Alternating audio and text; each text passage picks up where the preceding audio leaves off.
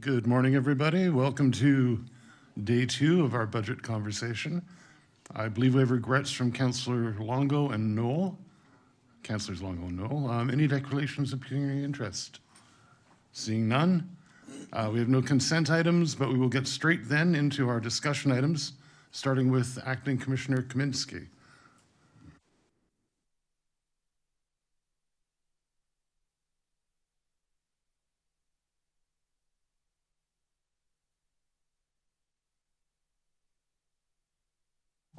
Thank you. I'll try to speak louder as well.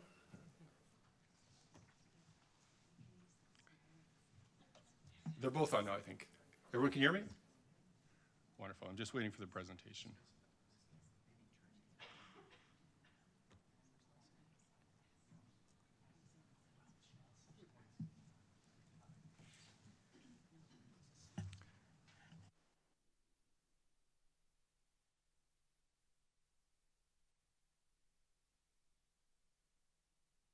Now they're on. We have one.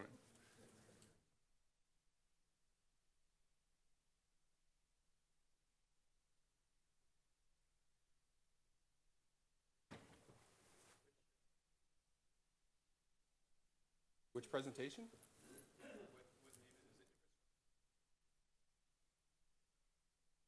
Development Services.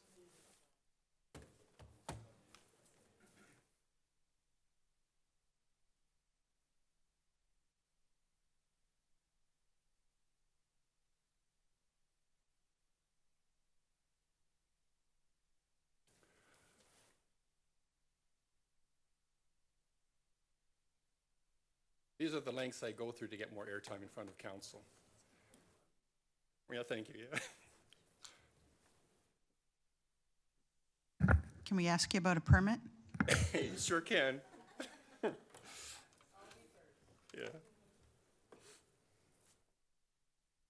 Here we go. I'm pleased to share the business plan for Community Development Commission and hope to provide you an understanding of where we've been and where we're going. Maybe prompt a few questions now and then invite you to engage with our team deeper in November, where we can spend more time together and exchange our thoughts and ideas.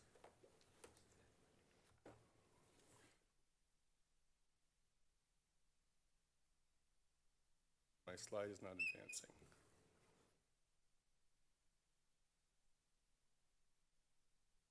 There we go. Thank you. If you want to follow along in the budget book, tab 2, 3, and 4, 8, and 9 are most exciting for you today. Although I'm sure others will tell you otherwise.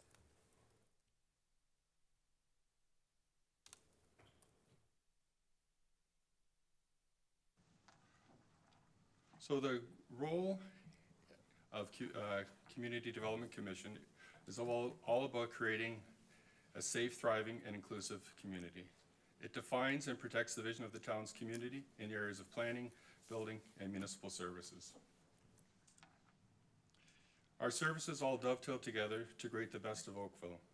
Economic development supports the attraction, retention, and growth of businesses in our community. They do this through investment attraction marketing, responding to site selection inquiries, company visitations, working with real estate and development community through programs like the Seasonal Commercial Patio Program and Digital Main Street. Planning and development creates policy, planning and growth management plans, manages development, community design and heritage planning is also part of their work. As the projects are ready and completed, they are also the keepers of site plan approval process through which many developments must pass in order to maintain compliance with the town's policies as previously mentioned. With the stage set for development, a project is ready to go. Building Services takes over and ensures compliance with the codes and standards through the review of plans and construction.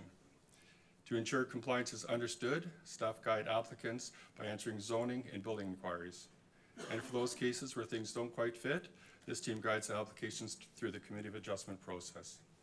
To ensure a community remains as designed and constructed, municipal enforcement services enforce property standards, lot maintenance, and parking. To help further keep peace and harmony in our neighborhoods, animal protection, noise, and other nuisance bylaws are also enforced. When we all work together, the cycle continues and the town grows as one of the best places to live, work, and play. So what we've completed in order to advance in 2024, we successfully completed the Midtown Committee of the Whole and undertook public engagement on Midtown Growth Area. Under Housing Actions, we are working with Housing Needs Assessment to facilitate opportunities for affordable housing and creating the tools needed to do such things as inclusionary zoning. Main Street Digital program was Economic Development Department run in Oakville from 2019 to 24, helping Main Street businesses build their online presence. The program is funded through the federal and provincial governments, and the final funding for the program ended in March of 2024. During the duration of this program, Digital Main Street program assisted over 650 businesses. 2024 was a year of 2 film pilot projects. This has been a record-setting year with already 37 productions, and that's as of the beginning of October, and 226 days of film activity. This is an increase of 154% in film activity when compared to the average over the last 5 years. The permanent seasonal patio program was launched in 2024, with economic development taking over the administration of the program. 55 patio applications were approved this year. This is a good time to note that Oakville was named one of Canada's best locations to invest as part of Halton Region for the 6th year in a row by Site Selection magazine.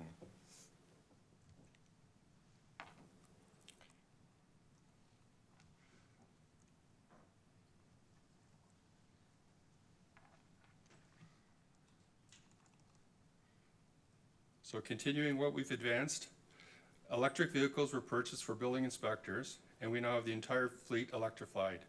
With the inspectors now visible in the community, residents have already met inspectors in public and asked construction and permit-related questions. We hope to see this trend continue. We created an environmental planning screening tool, which is an internal tool used by staff to identify environmental, natural heritage, and regulated features. Since the environmental responsibility is now with the town, and this is because of downloading from Halton Region and the conservation authorities, we believe we have an obligation to find and share this information with the applicants. The energy advisory position was filled this year in building services. The scope and depth of this person's responsibilities is a work in progress. Our aim is to find the most appropriate way to assist, guide, and understand what it would take to improve the uptake of including energy solutions in new buildings and retrofits. We have received praise from the industry for taking a proactive approach in addressing this challenge, and we look forward to hearing from them and many others. We finalized the memorandum of understanding among the 3 conservation authorities, the 4 local municipalities, and Halton Region. This MOU clarifies the roles and responsibilities of the various parties. We did this because the region of Halton is no longer having planning jurisdiction, and the conservation authorities having less responsibility with the natural environment. The MOU allows for a continued integration and coordination of planning and environmental review among the parties. To realize this, the review of the roles and transition of responsibilities with Conservation Halton was also undertaken. We're nearing completion of the noise, nuisance, licensing, and tow truck bylaws. The parking garage rehabilitation project is well underway. We're hoping to have this project completed by April 25. You may recall the parking garage rehabilitation project was funded by Parks Reserve and initiated to undergo essential repairs to extend the life of a parking structure by adding an additional 15 years to keep the facility in good working condition. In 2024, staff have been working to implement a ticket management system to handle automatic speed enforcement, ASE tickets. They are now in the final review stages of securing contracts with the Joint Processing Center, the Ministry of Transportation, and the Ministry of Attorney General. We need this before proceeding to the town's formal agreement. We launched Project Docs, which streamline our signs and permit processing from 45 days to 15 days on average. We reviewed the pool approval process. We're looking to developing and enhancing opportunities. Phase 1 focused on reviewing the town's current process for pool and permits, and we began defining the future state of delivery. We hope to enhance the customer experience, streamline the administrative process for the town, and maintain compliance with regulatory requirements and qualified standards. To achieve this, the external working group with a select 9 pool contractors and industry representatives was established to jointly discuss potential and existing challenges. We are currently reviewing the committee of adjustment process. Here too, we are looking for opportunities to bring new technologies that will improve transparency and public engagement.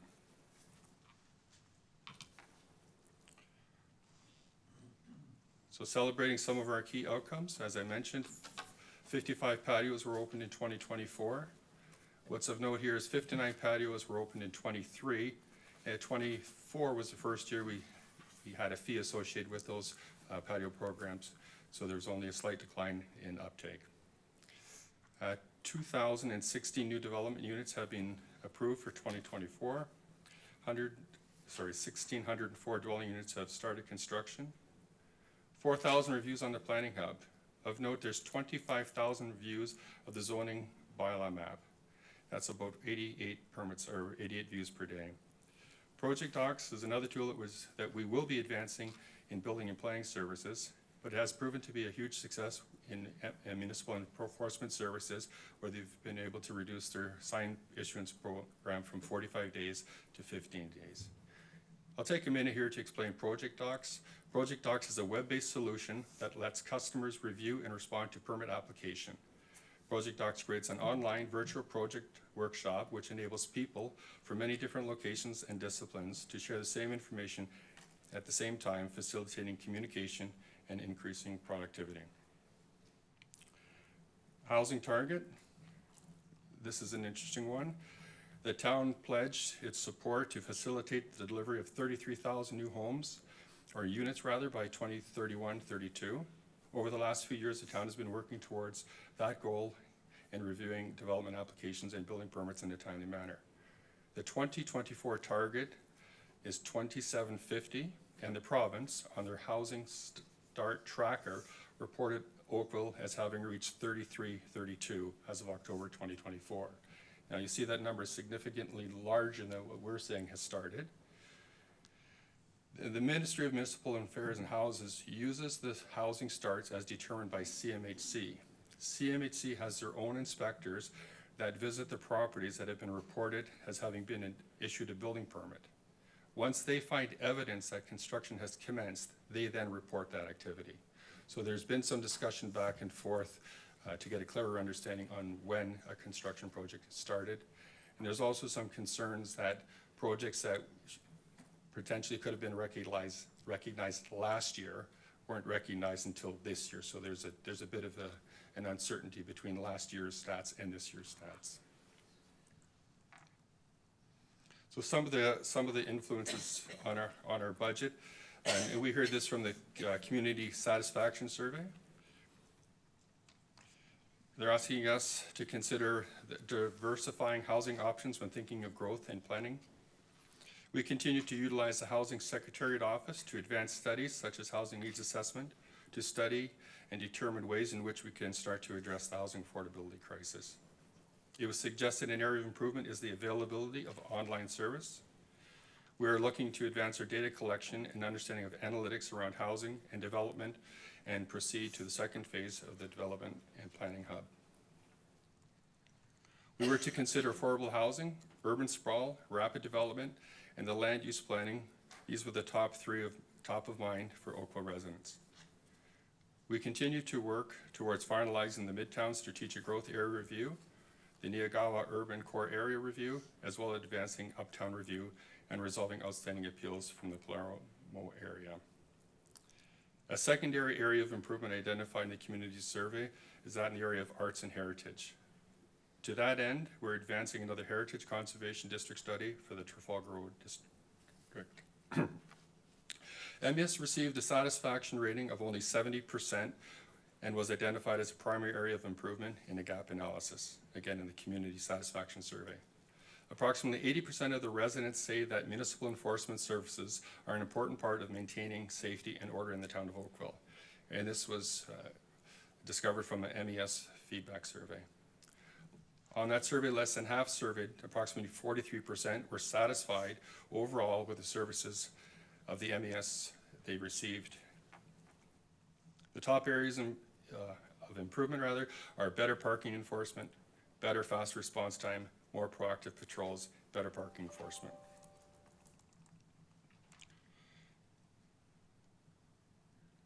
Something else we should think about but have no control over, and that's the economic downturn and its impact on revenues, workload, and the housing pledge.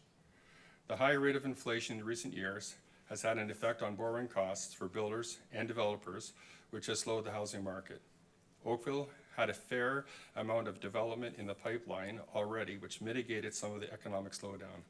With recent announcements from the Bank of Canada aiming to curb inflation by reducing lending rates, coupled with the Halton region completing its recent servicing allocation program, there is hope that this can continue to stimulate Oakville's housing industry and get us back to previous levels.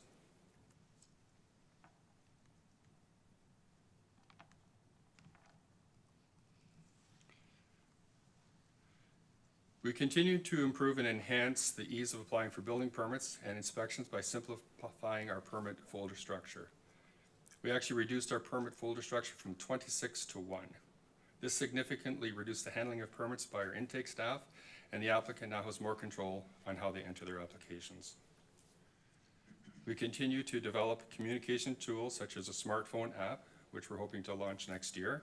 The intent of this tool is to improve the connection between the constructor and the inspector, and quickly, in real time that is, get the inspector's notes into the Amanda system. The Amanda is our back-end permit database system where all the permit information is accessed. Complete communities are promoted through growth area review, and that is Midtown, Palermo, and Bronte-Go MSDA. We continue to conduct operational review with evaluation on the department's current functions and process to ensure MES can effectively address the evolving needs of the community while maintaining high standards of service delivery. We're going to conduct a needs assessment for animal shelter services, which will include options for future animal shelter locations and opportunities to work with regional partners. In September, Regional Council approved a report recommending the Regional Economic Development Services and programs cease as of January 1st, 2025, and be delivered at the local level. The Economic Development 5-year plan will be presented to Council in November, and it is aligned with the new responsibilities and outlines actions and timelines which address the download of the services using a staged approach. Midtown implementation included in the CPPS. Should Council approve the Midtown OPA early in the new year, we will continue on the overall implementation program, including background work on future community planning permit systems.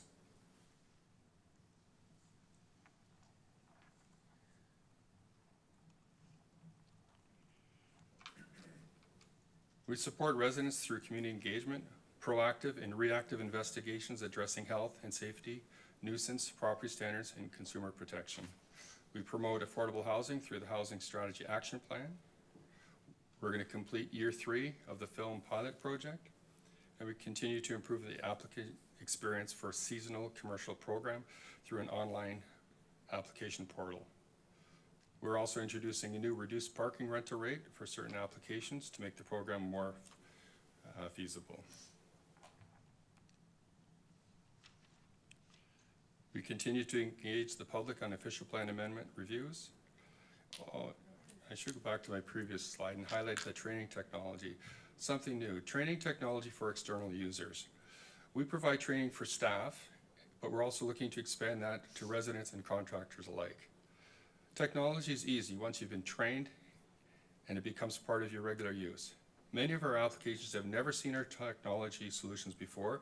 They may never see them again. We're looking for opportunities to share this benefit of training with every potential user.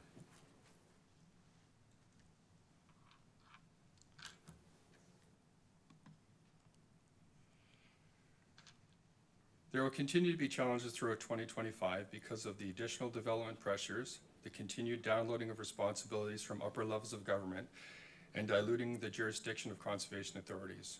Without sufficient resourcing, this will cause delays in approvals, thereby jeopardizing meeting the town's housing pledge and provincial goals for a timely delivery of new housing. Renewable energy, we've heard lots about district energy. We continue to explore opportunities in all new development. And on the green energy standards, it remains part of our work.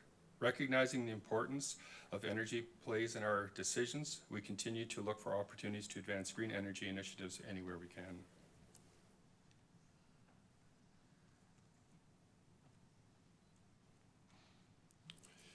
Public engagement. Through the review of development applications and planning studies, these include Oakville, Old Oakville Heritage Conservation District, and growth area reviews. We continue to implement digital solutions and look for opportunities to optimize and/or automate business processes. We integrate evidence base into our department operations, ensuring that decisions are guided by data and best practices. With all this talk of technology and e-solutions, I want to note that CDC staff work closely with Service Oakville to get a caller who chooses not to use our technology directly in contact with the appropriate person in the quickest and most efficient manner. Staff will continue to provide personal service, which may include training on how to use our software solutions.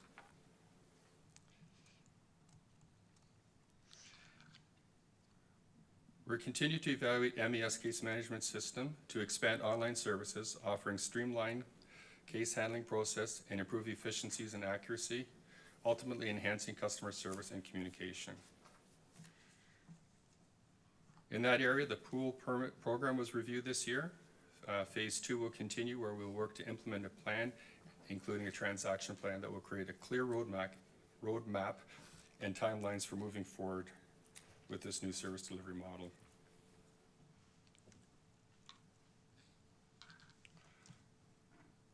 So on to the 2025 budget proposal. The overall budget for operations falls 100% in growth management, and we have a 40, 53, and 70% split in the capital.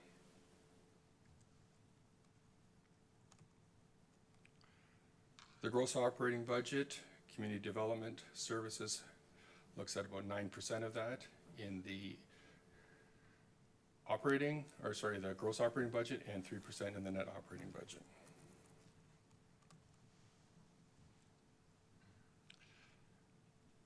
Tax levy by program, you'll notice an increase in tax support for planning and development. This is mostly due to a reduction in site plan and subdivision application fees, and this is due to a lower volume of applications.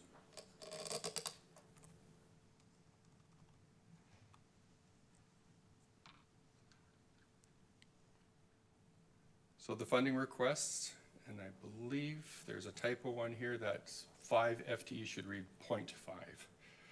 Automatic Steve enforcement, we're looking to contract a position, and we require 0.5 FTE. Enforcement Service Associate, we're looking for 1 position there to guide resources to support the automated speed enforcement. We're looking for 2 FTE development construction inspectors. These positions currently exist, but they are seasonal contract positions, and we just need to secure them to be FTE to maintain the current level of service in the development inspections. Economic development was given 0.3 FTE to administer the patio program. The request now is for an additional 1.7 FTE, and this will provide them 2 FTEs to administer the patio program the patio program plus address the immediate impact of the increased volume of download from the regional services. This request is 1.7 is only to bridge the gap until the review for the full impact of the service downloads has been completed. This review will occur in 2025, and the results will be brought forward for consideration in the 2026 budget. The film pilot, a 1-year contract FD for the final year of the film pilot project. This will be funded through tax stabilization. For film activity days, we have seen a 154% increase in film activity over the 5-year average, and this pilot currently has resulted in over $650,000 in revenue for the town. And that was realized through Centennial and White Oaks pool rentals, park rentals, parking, and roadwork permits. On the planning hub, we're looking for $30,000 to continue to evolve the planning and development hub as the online service, both externally and internally, by adding more data sets, including those from Halton Region, and digital asset functionality. This includes working with our existing vendors, other municipalities, other levels of government to advance housing reporting practices and tell Oakville's story through data.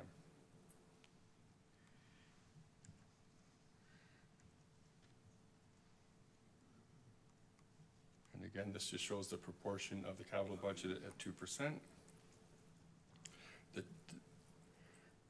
The allocation of budget as such.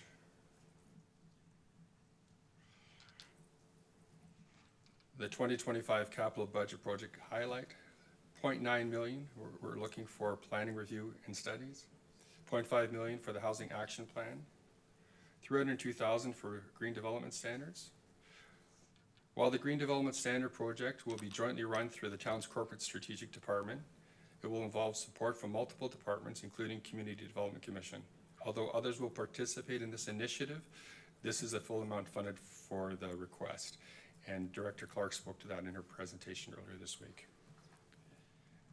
MES operation review. The intent of the operation review is to conduct a thorough evaluation and analysis of the department's current functions, structure, and process. The aim is to ensure that MES can effectively meet the evolving needs of the community and maintain high standards of service delivery. This review will support and feed into MES master plan and will provide a cohesive guide to direct MES decisions and actions in providing enforcement services to the town over the next 5 to 10 years. The regional animal feasibility study. A study will be conducted to assess the feasibility of constructing a local only and a regional animal shelter to serve all municipalities within Halton. The report's findings will provide the town of Oakville with the necessary data to develop a comprehensive long-term animal control strategy. And that concludes my presentation. I'm happy to answer any questions now, or if they can be deferred to November, that works as well. Okay. Thank you. Well, we do have Councillor Lischina for our first speaker.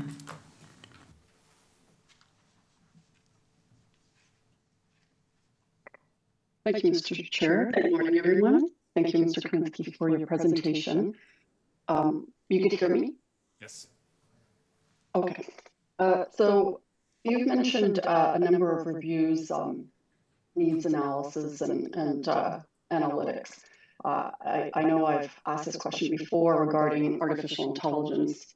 I know that Director Whittle is on the line here as well. So my question is, are we currently or plan to expand to use AI to assist in reviewing the vast data? I know that we collect really good data, but it takes a long time for, a person or a staff person to be looking at these things. Are we using any AI to help us to analyze this data, look where the bottlenecks are, where those opportunities to improve and really relieve staff so that they could be working on solutions rather than trying to see where these things are. So it's an overall question for not even specific to here, but I think because of the number of reviews that you're doing, that's why I'm asking in this section. Thank you.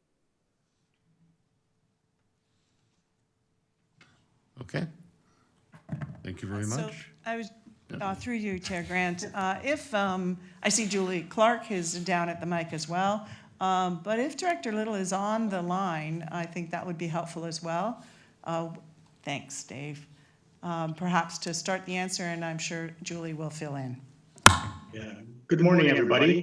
So, great question. I think before we get too focused on AI, we need to build a good foundation, right? Because you want to make sure when you're leveraging AI, you're providing good answers, accurate information.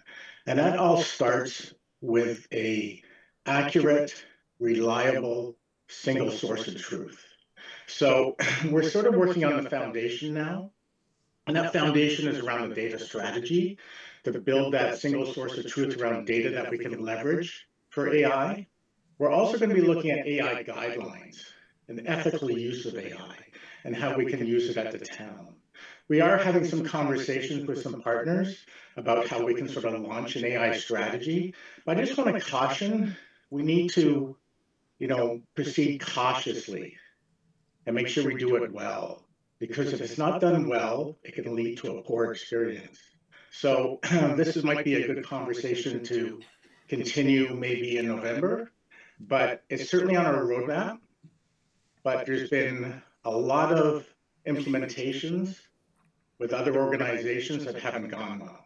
So we need to proceed cautiously and make sure we provide a good user experience. Okay, because you know, over the years, we've heard a lot of comments about open data and how we're, you know, we're one of the leaders in the municipal sector with respect to our data collection and the clean data that we have. So that's why I completely understand where you're coming from. I just don't want to like, the impression I'm getting is that really our data isn't that good, even though we've been told for a number of years that our data is actually quite good. So I understand I can completely stop right here, but I just wanted to put it on the radar. Thank you. Yeah, okay, thank you. Perfect. All right. Well, thank you for that. Next up, we have Councillor Elgar. Thank you. Through you, Chair Grant, to staff, and I appreciate the presentation and where we're trying to go and make us understand. My concern is public. I think we have to do it, the presentation, at a level so that taxpayers can understand what we at this municipality of Oakville are responsible for and where their dollars are going. And the only way I've ever seen I can speak to people about where their dollars are going is the denominator is the assessment of the value of the property. And somehow we have to drill down to say, okay, here's your assessment, and do it on a per $100,000. And so the people understand fire services are good. You know, we got our expenses where they are. Well, how many dollars are spent on their tax bill? Because they don't, you talk capital, you talk operating. The residents, nobody wants to spend any money now for anything. You know, everything's tight, and I don't disagree. But I think we have to keep it simple, and they understand what our services are. And I think there's a huge gap on what people understand where the dollars go. And I guess I'm not picking on you, but I think whether you're talking the community development, the community infrastructure, the community services, the whole group, it should be done a little bit differently and keep it simple so they understand. And then if they have questions, they can drill down specifically, because the data is here. But it's awfully hard for anybody to understand at a level that library, what's it cost per year? I think it would really help. Is there a way we could do that going forward before we go out to the public? Through you, Chair Grant. So to your question, Councillor Elgar, I think you're right in the sense of it's really important for the public to be able to understand how their hard-earned tax dollars are being spent. And I think I would draw the committee and the members of the public's attention to page 11 in our budget book. We do have a chart in there that breaks down what $100 worth of taxes are worth, or what they provide in services. And then you can see that broken down by infrastructure renewal, emergency services, or fire, like you had mentioned, and the list goes on from there. So I do think that would be probably the first spot to start. And then the other thing I would say is that we do have in our budget driver chart the value of the increase per $100,000 of assessment. And I realize that's not the detail that you were talking about, but it does break out the increase for any resident, and they can take a look at what the assessed value of their property is and then figure out how many, what that increase would be for them. So I would offer those two items. And that's the problem. They don't increase, they don't understand. We have to show them, here's the number will be for 2025. That's what I think we should be doing. Instead of, don't make it complicated. Like, not everybody's an accountant out there, at least in my ward anyhow. And keep it simple and let them understand. Put the real number in, and you can put in what it changes from the previous year. And then people can drill down. But I'm afraid we're so close to it. The residents are so far away from it. There's a total disconnect with budgeting. And you know, when I look through program-based budgeting, it is, you know, we're doing it and it's good. It's not the end all. There's one fundamental thing missing. One of the programs we have in this town is growth. I can't see a program for growth anywhere. It should be one line. Here's what growth is costing you, the taxpayer, on a per $100,000 basis, based on what we've been dumped on by the province. I don't know. I really think we need that one, and we need it now because it's getting worse every month.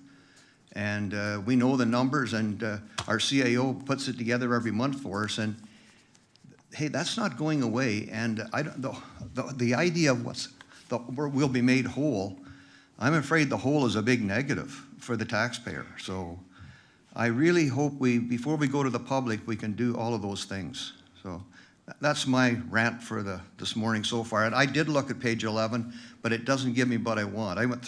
I got more post-it notes on this binder than I've had in a lot of other years, so I thank you.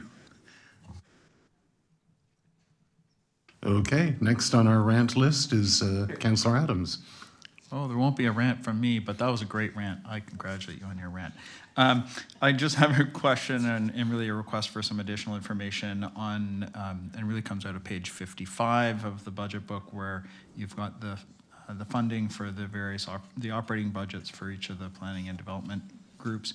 And I note the discussion about the reduction in site plan applications and reduction in revenue as a result. And I'm kind of wondering whether there ought to be some kind of reserve support for the organization this year or not. Could we get a multi-year view of the revenues into those departments, so we can understand what's happening there a little bit better? And I'm wondering whether we need to balance the annual funding for those parts of the organization. Through you, Chair Grant, that's something we can certainly take back, Councillor Adams, and get you that information. Great, thank you so much. That's it, no rant. All right, well, next we have Councillor Haslett-Thiel. Through you, Chair Grant.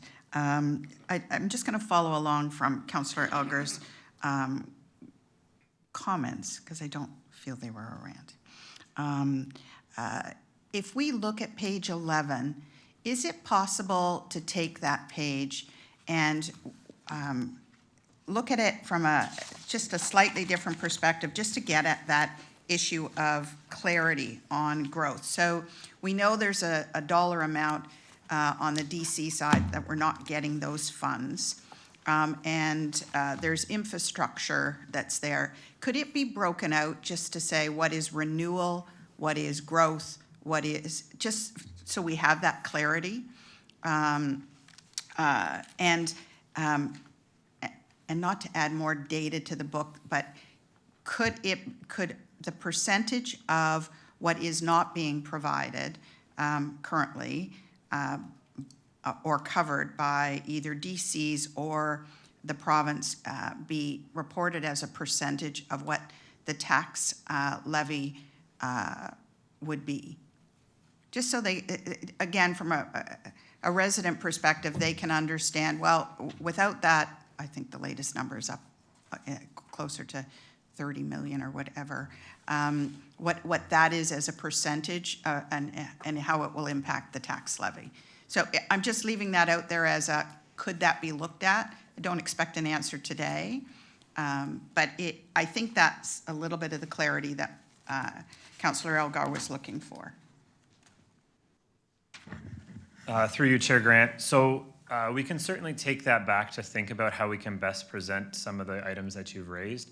The one thing I can answer right now is the chart on page 11 refers to the operating budget, and a lot of our DC related, actually all of our DC related items pertain to our capital budget. So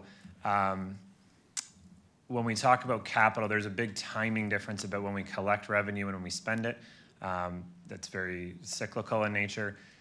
So it's not as simple as just saying this is 1 year's worth, but your comments are well made, and we'll think about how to respond. Thanks very much. So back to my other questions.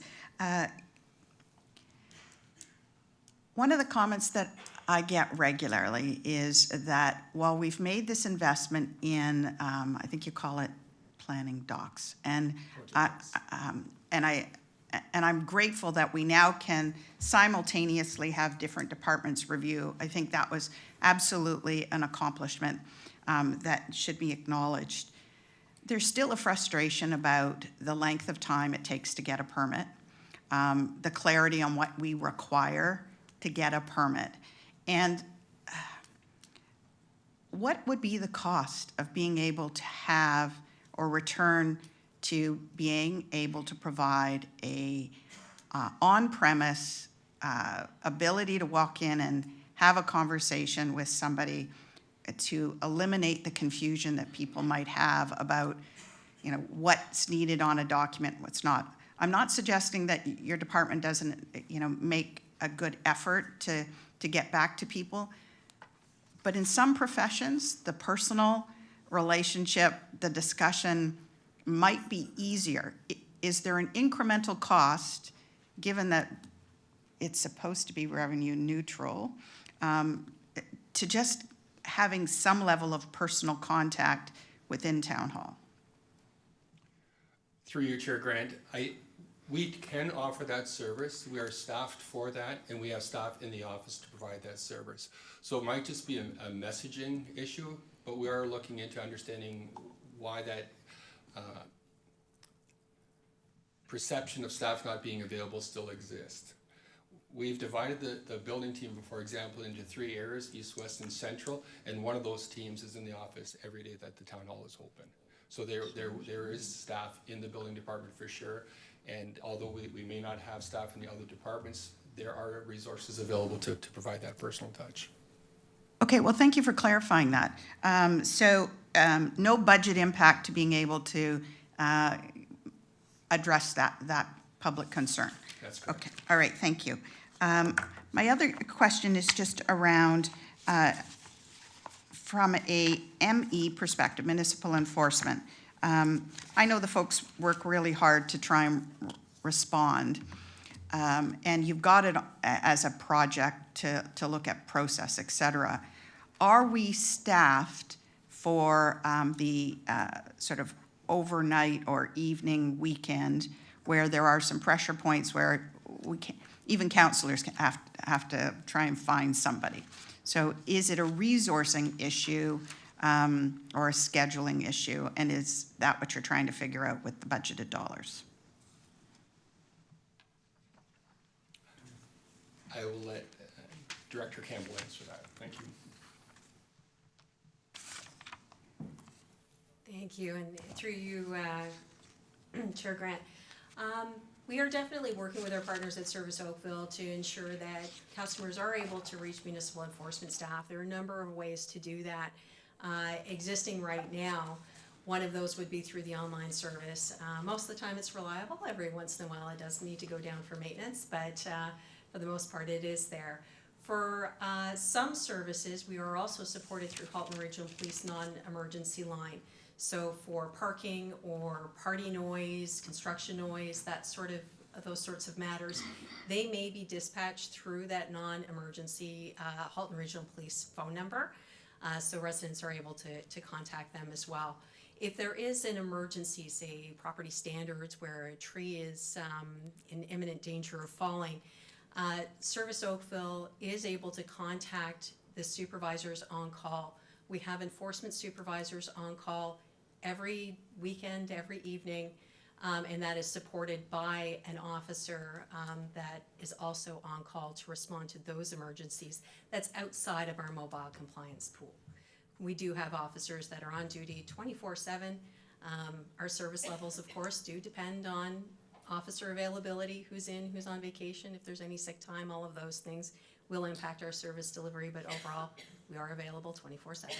Director, thanks for clarifying that for the public. Thank you. My last question in this area is just around headcount and patios, et cetera. And I might have misheard you. So are we looking for additional headcount again for patio? Or did I just mishear that? It's grouped into the consolidation of the download from the economic development from the region. So we were at 0.3, we're looking for 1.7 to adjust for the additional download, and that will be incorporated into the patio program as well. So I'm looking up at the director. Would you just clarify, please tell me we're not adding more headcount for patios again? Through you, Chair Grant. So we got the 0.3 last year. We did find there were still pressures in delivering that program.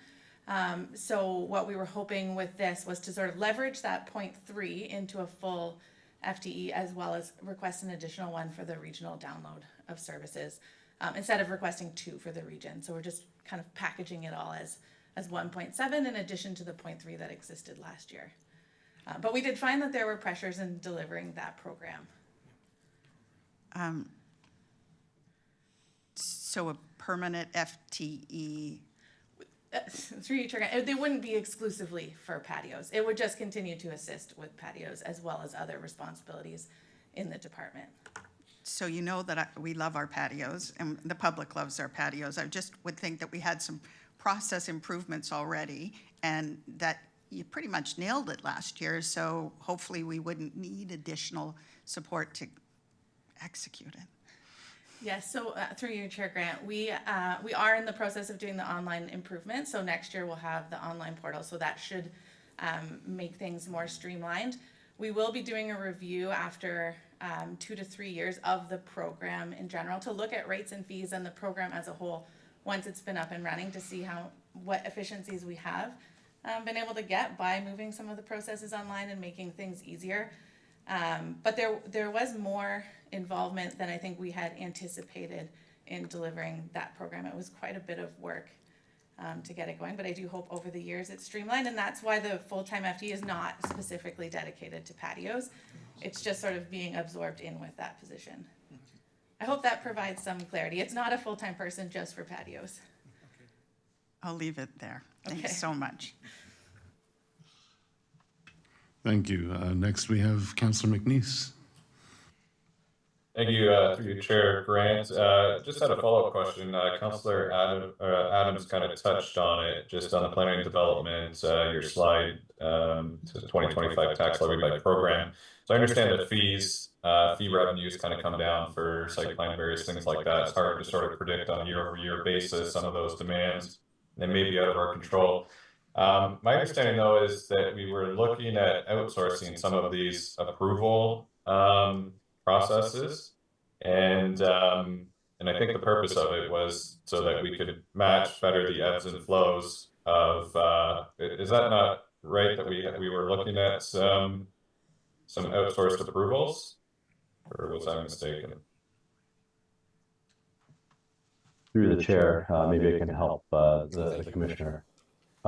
Thank you, Councillor, for the question. We weren't in a position where we were looking to outsource the review of applications per se, but we do certainly have a peer review service where we do use consultant help to assist in some specific areas of expertise that either we don't have in-house or which used to be with the Regional Conservation Halt, for example, and now we put those to external consultants, which can help us review applications and then provide a more fulsome response to applicants.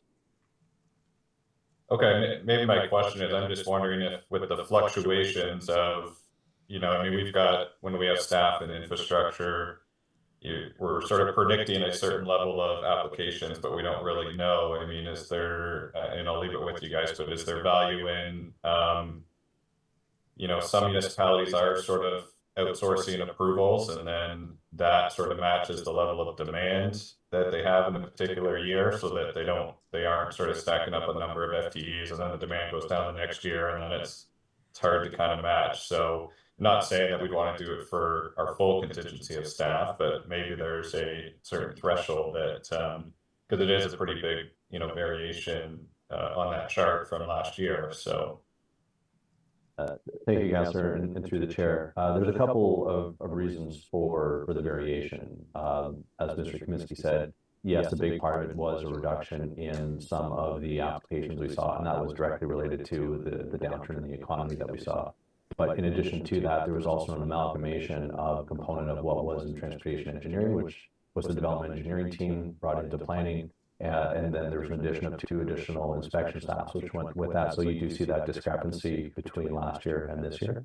In addition to that, in terms of the staff complement that we have, we have a very talented group of planners, and where we do have those ebbs and flows, as you point out, Councillor, we are able to move staff around a little bit to help pick up maybe some of the extra load here and there. Right now, where we had some applications, perhaps not at the same urgency as before, we've used some of our those development planners to help out on some of the policy projects to hit the timeliness of that. So we're able to be a little bit more fluid, I'll say that way, and being able to respond to where the pressures are. Okay, thank you.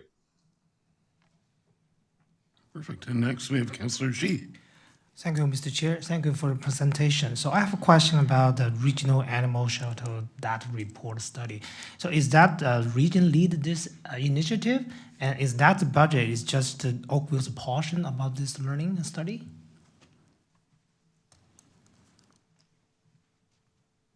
Thank you. Through you, Councillor Grant. The feasibility study is really to look at our future for animal control, what's going to happen with our existing shelter, opportunities that may be there in future with those regional partners or without them. So really Oakville is planning to lead that project at this stage. That may change if other municipalities decide to join us in future, but this is just for the initial stages. Okay, so we lead this initiative and that total budget is for this. Through you, Councillor Chair. At this time, yes, it is being Oakville led. Okay, thank you very much. Thank you. And Councillor Nenda. Thank you, through you, Chair Grant. This is a little bit in continuation to what Councillor Hazardale was talking about. For the ECDEV program that's coming in for the additional FTE that we need, how much more work is it that we are taking from the region based on what we were already doing at the municipal level? Through you, Chair Grant. Thank you for the question. So at the regional level, there were activities that we didn't undertake here specifically to not provide duplication. So we know that we now have to deliver some of those at the local level. That includes things like foreign direct investment, lead generation. They had an employment land concierge there. They purchased data and did analysis sort of on behalf of the 4 locals. So we know that there are going to be things that we now need to do, and we're expecting an increase in volume as well, because there may have been calls or inquiries that they handled that now will come to us because we're the only economic development office now for Oakville. So this, the 1.7 that we're requesting will help us with that sort of initial download. We're bringing the ECDEV strategy in November, which is kind of outlining our 5-year plan, and we've sort of aligned it with now these changes as well, and changed some of the timelines of activities. And at the same time, Halton Region is also undergoing a review of the model for the small business center. So that will be completed in early 2025. So we don't fully know the impact at this point. So we've requested the 1.7 to kind of help with this initial download, and then through the process of our 5-year strategy and when the outcome of the small business center review happens, we'll take a full look at sort of what economic development needs here at the town, so that we can provide the best service to business. So it's a bit of a work in progress. So we'll find out in next year's budget then. The full impact, yes. Okay. But this is kind of that initial piece. Okay. And then a question, I think, for Director. For the building inspector fleet, were you saying that we have inspectors that are out in the community on a regular basis? I think you said they've been meeting residents also to be able to answer questions on sites? Through you, Chair Grant. Yes, in the half the building inspection staff are actually building inspectors who are visiting construction sites to do inspections. Previously, they were visiting sites in their own personal vehicle and paid mileage, so their presence wasn't as known in the community. Now that they have the vehicles, they're decorated with the town of Oakville building department on there. Residents are seeing that the inspectors are actually in town. They've always been there, they just haven't been as visible as they are now. And so, okay, so then I guess that's separate from what I'm thinking in terms of inspector. Maybe this is for MES then. Do we have enforcement officers that are out on a regular basis? The reason I ask is we get calls from residents from time to time who are like, this is happening at a construction site right now, and we need someone to come out and check it out, whether, so we have to send it out to our team and wait for an answer. I'm wondering if there's someone we can contact directly, the way you said earlier, that we have enforcement officers on call to be able to get there, like for construction sites, sometimes vehicles are blocking the road, or where the construction site is, they're blocking roads so cars can't get through. So residents are calling and asking, why is the road closed? You know, when at times it's actually not supposed to be, but they just put pylons out there or something. So is there someone that we can call on the spot, and instead of having to send it to our transportation team and then have them talk to someone at the development site and then try to resolve the issue? Thank you for that question. Through you, Councillor Grant. There's a number of ways that municipal enforcement staff may be reached, and as stated earlier, through the online services, residents can file complaints about parking and construction noise. So we are available to respond to those through that. And when you use the online service, emails are immediately sent out to the officers. It really is the most effective way to reach our staff. I can't guarantee that we're going to get an immediate response. So sorry, that's Service Oakville, or do you have a? Sorry, that is through the online services. Okay. The report a problem, essentially. Okay, the online. report a problem. Yeah, so if residents can go through that report a problem service, it really does provide the most expedient way to contact our staff. Halton Regional Police non-emergency line is available in a pinch as well. It is not as direct. So even though you're going through the communications, if the police have a backlog of calls or have other issues that are more urgent, the call may hold before it's dispatched to an officer. So I really do encourage residents to use that report a problem, that online service. As I said, it does get immediately emailed to the officers. If there is an available officer, they can respond.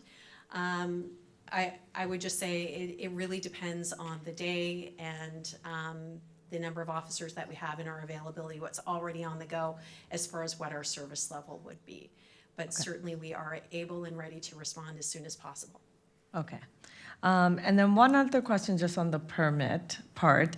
And Councillor Hazard-Theo was talking about, again, the manpower, whether we have that. Is there a way to have like a permit officer on site outside that can deal with how she was saying to actually go in and actually meet business owners for permit issues? I know that they can call out for a meeting, but I think just for efficiency, again, we've had a number of calls, and then we have a number of emails back and forth between us and between residents and between your offices, because it just doesn't feel as efficient in terms of the communication. So is there someone, we have someone on site here, is there someone who can respond to calls and go out to meet business owners? Through your Chair Grant, right now we don't have a service level that involves an inspector or any building staff meeting anyone on site. We would invite them to come to the office. If there's an active permit, we would visit the site. But as it sits right now, we don't offer an at-home service to answer zoning or building questions. So is this mobile app or whatever, this new app, going to try to help with this efficiency? The mobile app will make a stronger connection between the inspector on site and the notes they make relative to the construction. So no, it won't really enhance that feature that you're looking for. But we can certainly look at ways to improve the connection. And with the technology that exists right now, there may be opportunities that allow us to meet with the resident, or for residents to communicate with us in a manner differently than they do now. Okay. So I think looking for efficiency in that area, I think will be a little bit more helpful for the number of business owners who, they have the business and they need to start the business, but they can't get the permit, so they're losing money because they can't open on time, right? So if we can find a little bit more efficiency on that side. Through you, Chair Grant.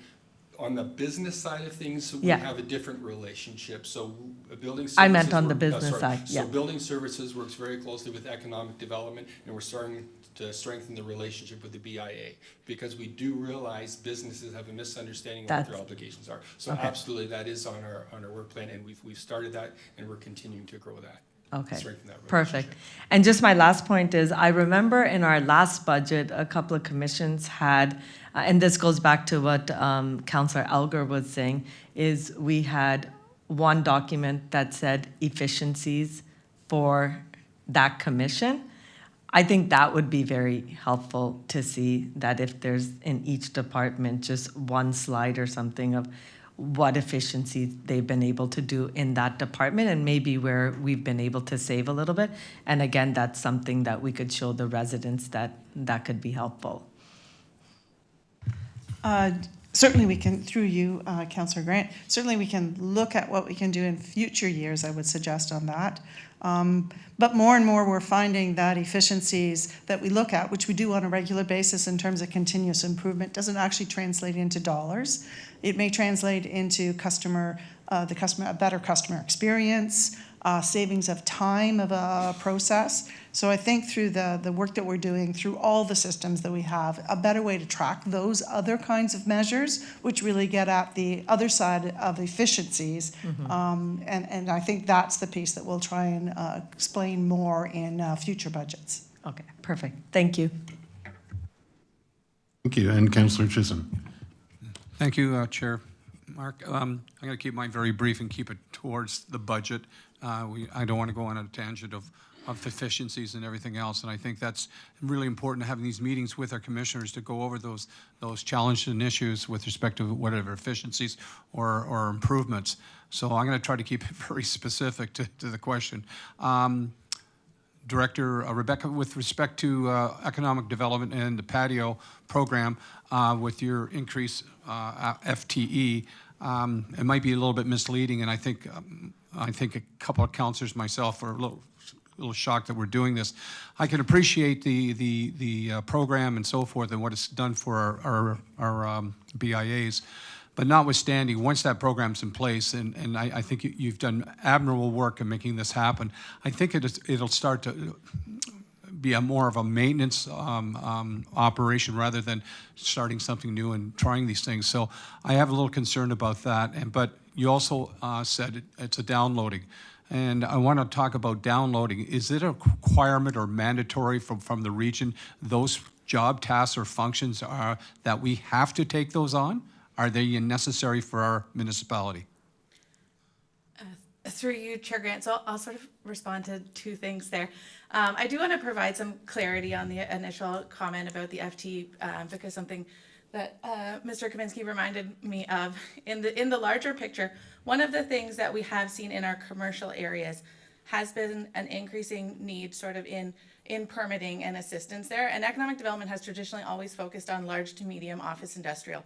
So we've seen an increase in this, and I think we've done a really positive job of having building and economic development work together on these things. So that's an additional pressure as well. So we sort of have in the small business space, we have the patios, we have these additional pressures in dealing with our Main Street and smaller commercial businesses. And then we have what's going on at the region. So perhaps I didn't explain it very well, but it's sort of looking at the whole picture of economic development and being able to provide services to that set of businesses, those smaller businesses. That hasn't been a focus for our department in the past.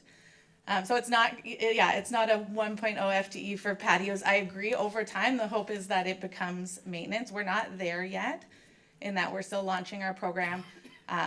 We made adjustments to some of the fees this year, one in particular, adding a reduced fee per parking space rental for those restaurants that don't have the option to go on the sidewalk or boulevard, where they would only pay a permit fee for whatever reason. Maybe the boulevard's not wide enough. So then they're sort of, if they want to participate in the program, they're forced to go into a parking space, but then that adds an additional parking space rental fee. So we've added sort of a reduced rental fee for businesses that fall into that category to make it less financially Rebecca, sorry, you're drilling down. I don't want to take up Sorry, more okay. time, and I do apologize for asking a question, but it was just a tip. But the part of the region, when you say the download, is that mandatory job functions that have to come to the town? Are they necessary, or can we say thanks but no thanks? Through your chair, Grant, I do think we have the opportunity to say thanks but no thanks, but we need to do an assessment of that. Thank you. And that's part of what we're planning for next year. Thank you very much. Through you, Chair Grant, I just wanted to clarify the downloading term, if I could, for a minute. As you're all aware, through the planning processes, the province did eliminate the region from the planning process. So those things were downloaded. There was no duplication between those two as we were moving forward. But that was a provincial choice. On the regional economic development, actually, we did work with the region to look at the best way to deliver economic development services. And so this was a joint effort among the municipalities to look at a way in which the delivery of those services would be best coordinated. And so in that analysis that was undertaken, there was agreement that it would be a better place to deliver the economic development role in one place rather than split between the two. It doesn't really mean there's a duplication, but delivering it in one place allows you to coordinate a lot of aspects together in order to deliver that program. Correspondingly, there's a reduction, and there was a report on Regional Council that actually showed a reduction in the region's budget as a result. And so we're picking that up through an increase here. Of course, the reduction at the region is relative to their budget, and I think they're going to be showing that reduction in their budget documents. Of course, it can be taken up by other things. So whether you actually see the dollar transfers is a very different question. So I would say this is more of a shift in responsibility that was very much supported by all the economic groups throughout the region. And just a quick comment then, would the association of those dollars being reduced to the region would come to the municipality? Theoretically, they have reduced their budget, but I'm sure it gets filled by other priorities that the region has. Councillor Hassett-Thiel. Thank you, through your chair, Grant. Just two other quick questions that maybe somebody can follow up and provide clarity on. So when I look at the operating budget forecast and I look at current planning, and I understand we have a lot of expectations of the planning department. We require a great deal of their expertise, and it's great to hear they're fully staffed, I believe, now. But there is a jump projected 2025 to 2026 of 47%. And then when I look out even further, 15.3. So I'm just not seeing any documentation that tells us why. And while we all want to be able to deliver a tax levy that is very responsible and doesn't shock the heck out of our residents, I also don't want to see it being pushed out. So, Commissioner, I'm not asking you to give me the detail today, but if somebody could reply back and let us know why they believe there's going to be this level of increase required, because it jumps out in particular when you look across all the others. Through you, Chair Grant, just to confirm, Councillor Hassett-Thiel, you're talking about page 58 of the budget book, the current planning line? Correct. Okay, we can certainly get you an answer on that. Thanks very much. Okay, that looks like we've exhausted all of our questions for you, so thank you very much. Thank you. And we'll now hear from Commissioner Fu.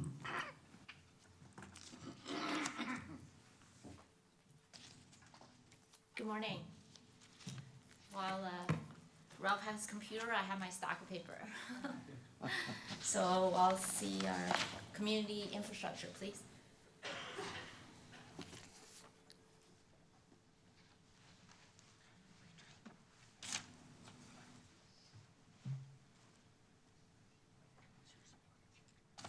Great. Awesome. Great. Thank you. Oh.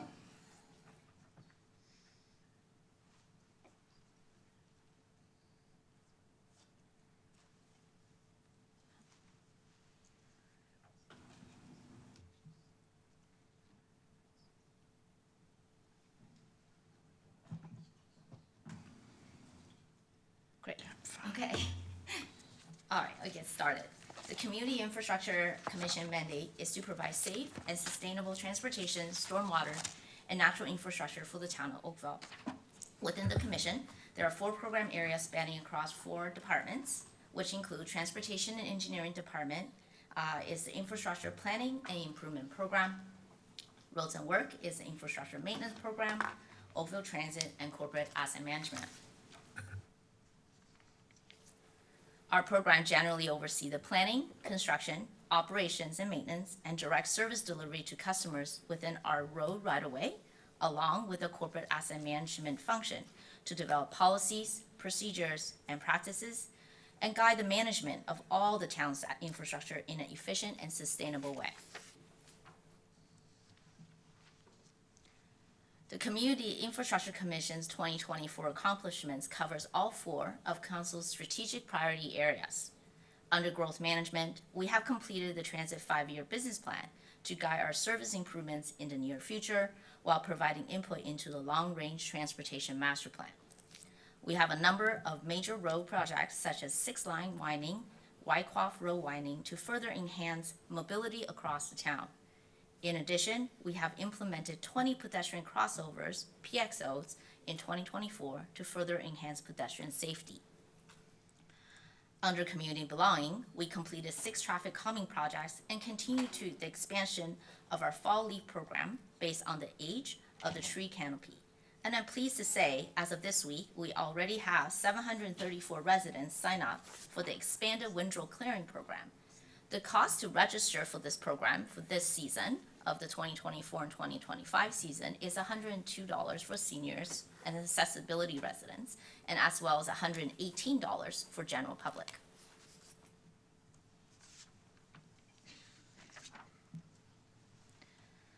Under environmental sustainability, we completed several studies related to flooding mitigation that feeds into our overall rainwater management strategy. We will be coming to council with a recommended stormwater fee structure in December in order for the town to have a sustainable funding source to maintain, rehabilitate, and improve our stormwater infrastructure.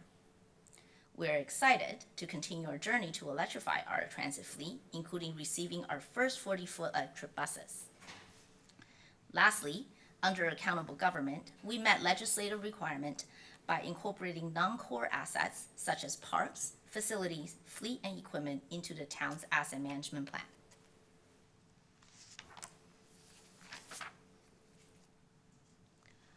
Moving on to our commission key outcomes.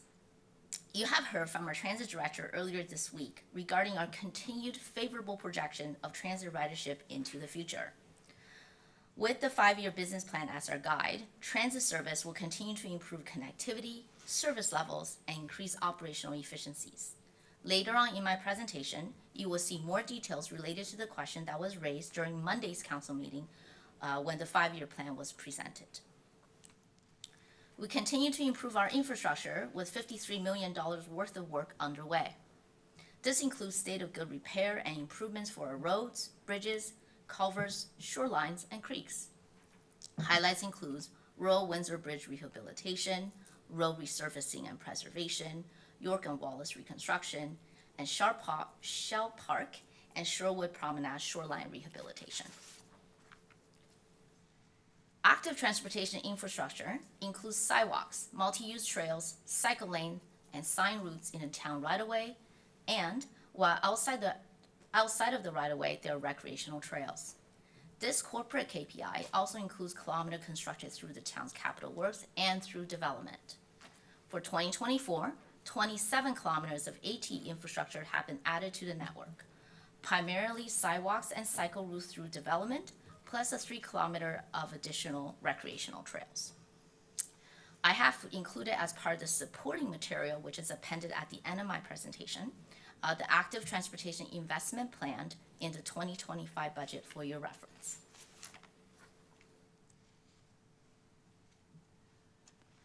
From an asset management perspective, the town has 88% of assets in good and fair condition, indicating the town is investing an appropriate amount of funding to support the infrastructure in an overall good state of repair. Having a balance, though, across 3 condition levels, poor, fair, and good, is important. The town asset in poor conditions currently sitting at 12%, which is lower than the neighboring municipalities that have percentages ranges from 18 to 30%. It is reasonable to have a higher percentage in a poor condition category, particularly for low-risk assets, where service disruptions is minimal and have a quick replacement timeline and/or have alternative options available. Per Jonathan's presentation earlier this week, through our asset management planning activities, we will strive to balance the service levels with the needs to prioritize capital projects to maintain the town's long-term financial sustainability. Our roads and work department continue to provide excellent operations and maintenance activities with minimal deficiencies and generally achieving all service level requirements for winter maintenance. I have included as part of the supporting material appended at the end of this presentation the road resurfacing analysis for your information. Our road resurfacing program are progressing as planned, and we are meeting the service level objective of maintaining a minimum pavement quality index, PQI, average of 70. This slide outlines the key influences that we assess, and consider as we develop the budget. In previous years, this was referred to as the watch list. We have a number of consultations this year under the 2 major mobility-related plans.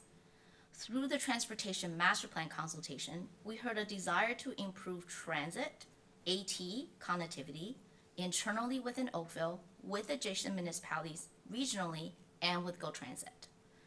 There are preferences for physically separated bike lanes, cycling signals, transit priority signals, while raising concerns related to e-scooters.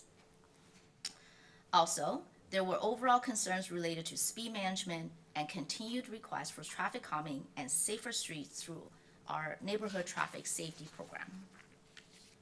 We have also heard support for green infrastructure both through our Transportation Master Plan consultation as well as our Stormwater Feasibility Study consultation.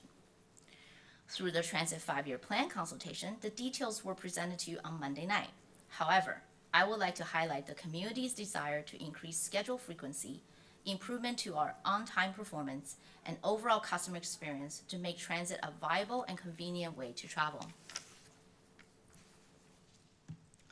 So, from what we heard from the public, there are a number of factors, emerging trends that we're aware of and monitoring closely. These factors also fed into how we developed the 2025 budget. As you saw in the previous slide, there are a number of ways for us to improve overall mobilities across the town to better manage traffic congestion, provide more ways to travel, while ensuring safety of the public is maintained. Consistent to our climate action plan, we continuously embed in our day-to-day operations as well as planning for infrastructure by looking at opportunities to transition to EV, travel using less GHG modes, and mimic natural water cycle through the use of green infrastructure. While everything we do generate data, effectively utilizing data and technology could certainly help us make better decisions, increase our operational efficiencies, and provide better customer experience.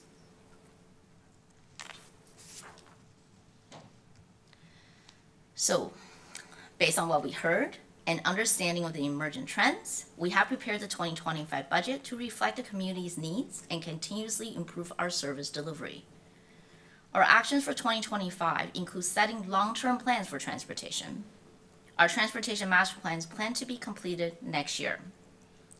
This is not only to set our 10-year capital infrastructure improvement plan, but also to look at policies, guidance on how we could design our streets, how we travel using alternative modes, such as micromobility, how we enhance safety through the lens of Vision Zero, and complement this by increasing education, promotional programs to engage the public to change their choice of travel. Under growth management, we will continue to complete the technical studies under the Midtown Implementation Plan, and we will also continue with the implementation of the Neighborhood Traffic Safety Program, which appears under both growth management and community belonging.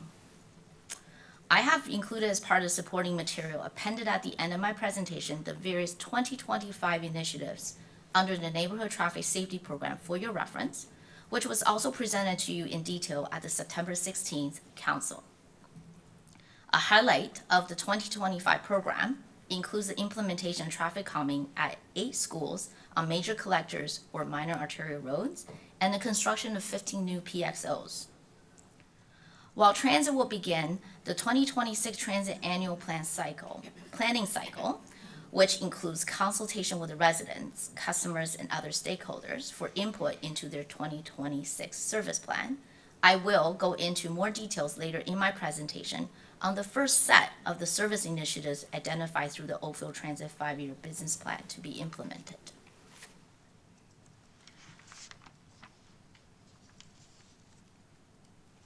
Under environmental sustainability, staff will complete the stormwater feasibility study early 2025 and will initiate the development of the implementation plan in order to have sustainable funding source to implement future flood mitigation projects to increase climate resiliency in our older neighborhoods. Also, the town is currently receiving its first batch of 40-foot conventional e-buses, and we are planning to have them in operations in early 2025. Construction of the transit facility expansion, along with the new 113 charging infrastructure that is planned, will be well advanced in 2025 and will accommodate additional e-buses planned to be delivered later this year. Under accountable government, asset management will be furthering our asset management journey by completing the proposed level of service documentation in our asset management plan per the legislation. Staff has also been working on the implementation of a new decision support software tool that will help us to predict and prioritize our infrastructure lifecycle needs over the long term. This software will be using data as evidence to make strategic infrastructure decisions driven by long-term economic sustainability. So, moving on to our 2025 budget, approximately 98% of the community infrastructure operating budget and 46% of the capital budget support Council's strategic goal for growth management. As the primary objective of the infrastructure planning, infrastructure maintenance, and transit program promotes safe and efficient movement of people and goods throughout the town. These objectives helps to manage growth, meet infrastructure needs, and ensure we have complete communities and efficient mobility across the town. The total 2025 CIC growth operating budget is $109 million. When offset by fees and revenue from transit and infrastructure planning, the total net program budget is $76 million, which represent 27% of the town's total net operating budget.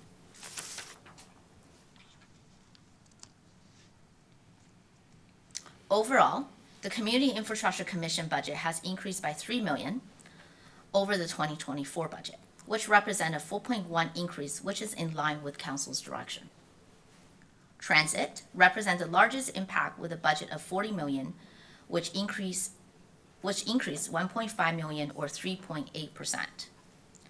The main driver of this increase are capital and growth impact due to the purchase of electric buses and charging infrastructure, as well as additional inflationary and contractual obligations.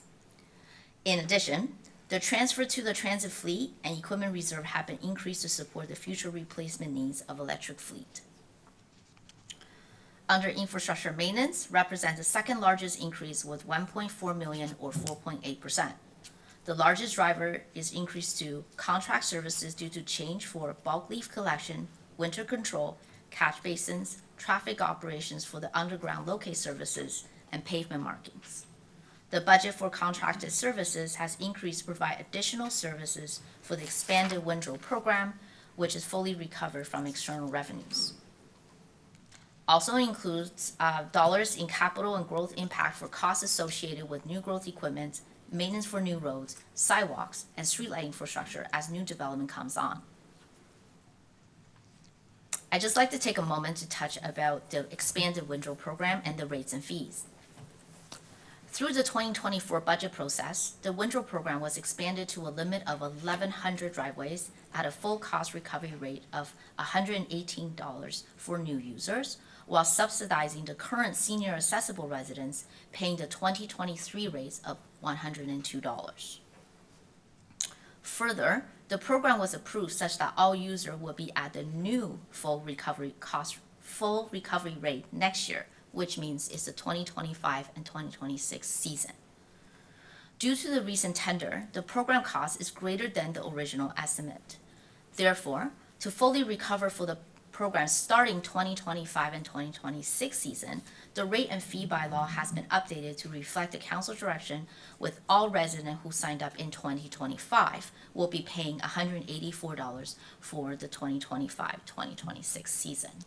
So just to further clarify, the current season that they signed up for, that's active right now, for 2024 and 2025, the resident of the senior residents and accessible residents will be paying $102, and for the new signups, will be paying $112.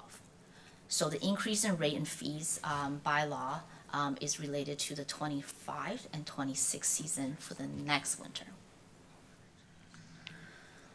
Under infrastructure planning and improvements, the 2025 net budget for infrastructure planning improvement is $3.5 million, resulting in an increase of $19,000 or 0.6% from 2024. This reflects the cost for the overall management, coordination, implementation of engineering planning, design, and construction of Oakville roads and stormwater infrastructure, as well as road corridor management, including permitting. While for asset management, it's primarily driven by I can't say that word properly today, inflationary and contractual increase on personnel. The new staffing request for 2025 supports current service delivery as well as expansion of services. In infrastructure planning, there are 2 new positions. The design and construction group under Transportation Engineering Department currently utilizes external consultant, seasonal contract staff, and 1 permanent construction inspector to complete construction oversight on capital projects. The additional construction inspector is to support the increasing demand and the volume work in the 10-year capital plan. The automated speed enforcement program will be launched in January, which is designed to enhance road safety and reduce speeding. I have included as part of the supporting material appended at the end of my presentation information regarding the ASE program as a whole, as it spans over 3 program areas: transportation engineering, municipal enforcement, and legal. The total request for the overall program is 2.5. You have heard from Nancy, the 1 person that is coming through legal's program, and Ralph earlier mentioned the 1.5 that's under community development. So specifically under infrastructure planning, the traffic safety specialist position, the 0.5 position, will be responsible to ensure meeting all regulatory requirements, including ensuring ASE signage is installed, managing camera deployment, including site selection and approval of locations, quarterly rotation of the cameras, and submitting quarterly report to MTO as per the agreements.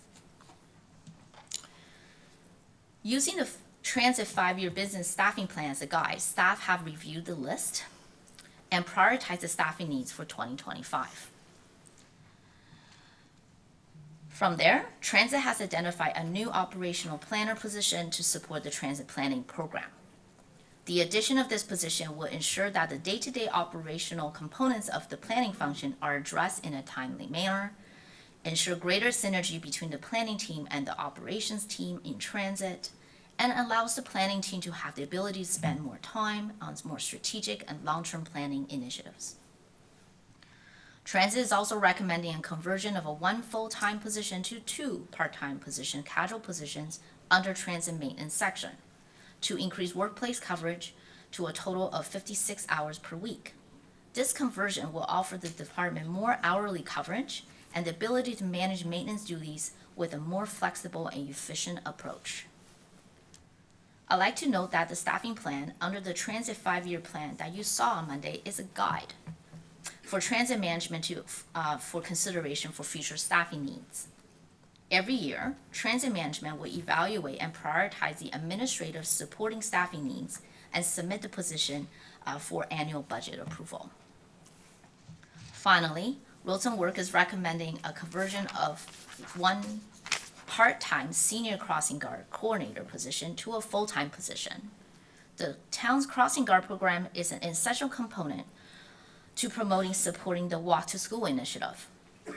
The position conversion will allow us to support the demand from crossing guard recruitments and field follow-ups based on the overall increase in guards since 2017. So we now move on to the capital budget overview. The 2025 Community Infrastructure Capital Program totals $79.2 million, which represents 39% of the town's overall capital budget. The largest 2025 capital budget is for Oakville Transit with $34.3 million. This includes $27.5 million for replacement, refurbishment, and addition of new fleet to support ongoing transit operations as well as expansion of new services. The second largest capital program is infrastructure planning with $31.3 million. This includes $12.3 million to support growth projects and $12 million to support life cycle renewal of town right-of-way infrastructure and $3.4 million for stormwater management. The infrastructure maintenance budget includes $12.4 million to support ongoing replacement vehicles, equipment, traffic infrastructure, as well as minor roadway and stormwater rehab works. I also like to note that the town-wide 2025 capital forecast map is now available on the 2025 budget website, which will help the public as well as council to see a visual representation of the capital budget for the whole town. This slide highlights some of the key capital project budgeted for 2025. Under growth management, as part of the Burloak grade separation agreement, the town contribution is $16.6 million in total, while $4.2 million is included in the 2025 budget based on the payment schedule. Our annual resurfacing program shows $6.2 million in the budget book, while additional resurfacing is incorporated into a number of other capital projects that will include new pavement. Therefore, the total resurfacing amount in terms of the investment is still $9 million, and it will meet our PQI service levels. Our neighborhood traffic safety program is split between growth management primarily for PSO installation and community belongings for traffic calming. We are planning for 9 transit expansion buses for 2025, with 8 conventional and 1 specialized. Under environmental sustainability, we have a number of stormwater-related projects that include regular asset management rehabilitation and drainage improvement for Seville Crescent, which includes green infrastructure as part of the design. Details for stormwater-related projects are further provided in a following slide under councilor requests.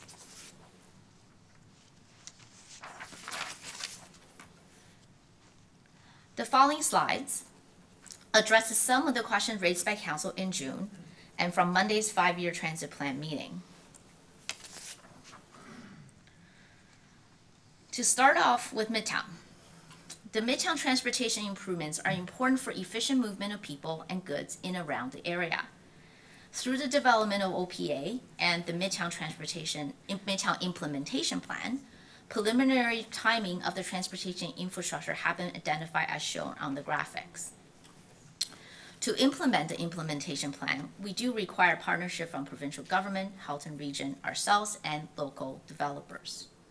We do have currently 2 active projects. North Service Road urbanizations is planned for utility relocation work starting in early 2025, and West Active Transportation Crossing, just on the west side of Trafalgar, is proceeding into the detailed design stage, and we're at the RFP stage at this point. The town has approximately $120 million of infrastructure planned in a 10-year forecast. That includes Cross Avenue reconstruction from Argus to Chartwell, Iroquois Shore widening from Trafalgar to 8th Line, and the West AT crossing over QEW. As described by the Director of Finance on Tuesday, there are significant infrastructure improvement that's currently sitting outside of the 10-year forecast. As staff finalize the town's transportation master plan and the Midtown Transportation Plan, the phasing of these infrastructure will be further refined to align not only based on the plans as well align with the development timelines and be incorporated into future 10-year forecasts. We will also be continuing our advocacy efforts with different levels of government to obtain their commitment to the infrastructure improvement in the area to support future growth. Regarding the congestion in and around Oakville Go, as noted in the June 3rd, 2024 transportation memo to the Midtown Committee of the Whole meeting, there is congestion in the transportation system irrespective of the growth scenarios for Midtown because of much of congestion is from areas well beyond Midtown. Accordingly, there is a need to develop a compact, complete community like Midtown that support non-auto trips and is important to mitigate that congestion. And we do need to look at opportunities for transit priority lanes, signals through our transportation master plan, and continue to provide efficient transit service, which is currently in that area around only having the 10-minute headway in the area to alleviate the congestion.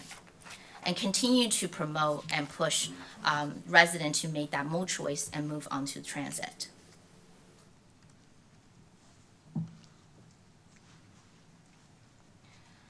The 2025 budget includes $3.9 million in priority flood mitigation stormwater management work as noted on the slide. As you're aware, over the past number of months, the town has been exploring options for a sustainable funding source to ensure stormwater infrastructure is maintained in a good state of repair and improvements are made to adapt to climate change. The rainwater management plan presented to council earlier this year is a multi-phase plan that builds on previously completed studies and assessments with the objective being to review the variety of competing needs, assess the risk, benefits, and create a comprehensive prioritized 30-year stormwater plan. In September, staff presented the revised 30-year rainwater management plan total needs of $732 million, which includes $365 million for various recommendations from stormwater master plan, flood, and harbor risk assessment studies. These studies were completed to understand the impacts of the more intense storm events or higher lake levels and to identify opportunity for improvements. To date, many of these projects have not been included in the capital forecast as they are pending the result of the stormwater feasibility study and additional sources of funding.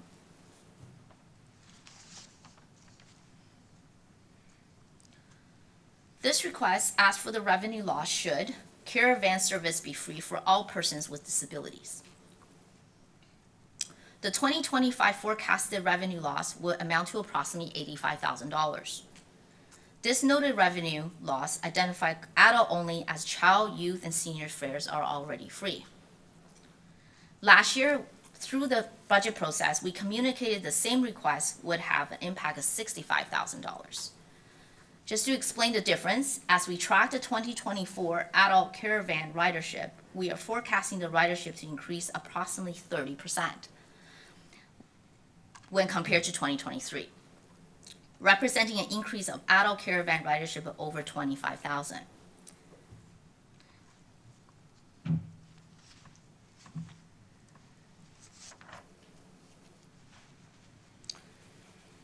To change a little bit of a direction, we do have an accompanying report that's in your agenda, which is titled Investing in Canada Infrastructure Program ISIF Funding Program Update, Battery Electric Buses Purchase Update. So I'd like to talk a little bit about that report. Transit electrification is an important initiative under our Climate Action Plan. With the support of ISIF funding of up to $48.6 million, Oakville Transit embarked on a journey to convert our fleet since 2019. We are on our way to complete the conversion of the 74 buses using ISIF funding, which is approximately 50% of our 2019 fleet.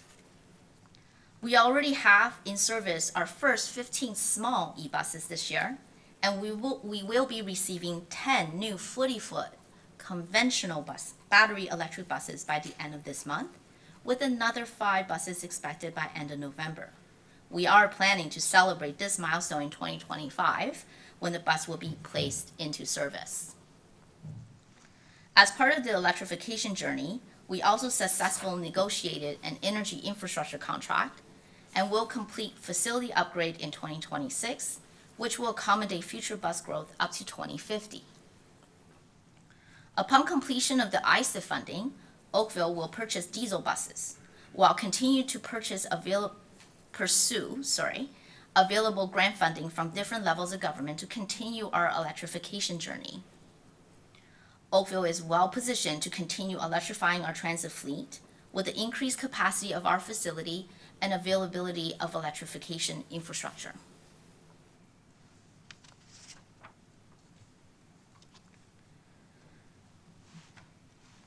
Shifting to answer some of the questions that came through the 5-year budget, the 5-year plan on Monday night, when our Director of Transit presented the Oakville 5-year transit business plan, I'd like to address some of the questions raised by councilors in relation to free youth and senior transit ridership, the associated 5-year forecast for revenue loss, and the cost per ride.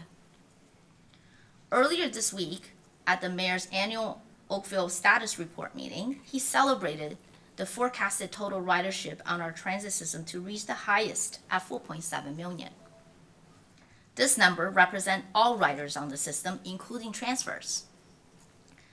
As the transfer on our system is free, the transit industry uses tap ridership or tap boardings to estimate fare revenue and to understand fare loss. What you see in the table is the 4 fare types in terms of tap ridership. What is tap ridership? Tap ridership is when a customer initially taps to ride the transit regardless they're paying or not.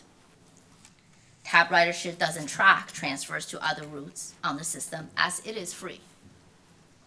I'd like to note that the children under the age of 12 already ride free, while the free youth and senior program was implemented in May of 2023. This had resulted in exponential increase in ridership and has not only changed the composition of riders, we also gained adult and child ridership as described on Monday by our director. The numbers that are highlighted green are in the 2025 budget.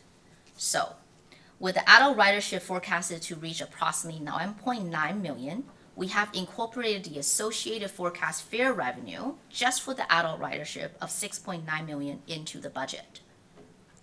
I'd like to note that the revenue loss impact has been fully incorporated into the 2023-2024 budget in the amount of 1.09 million due to the free.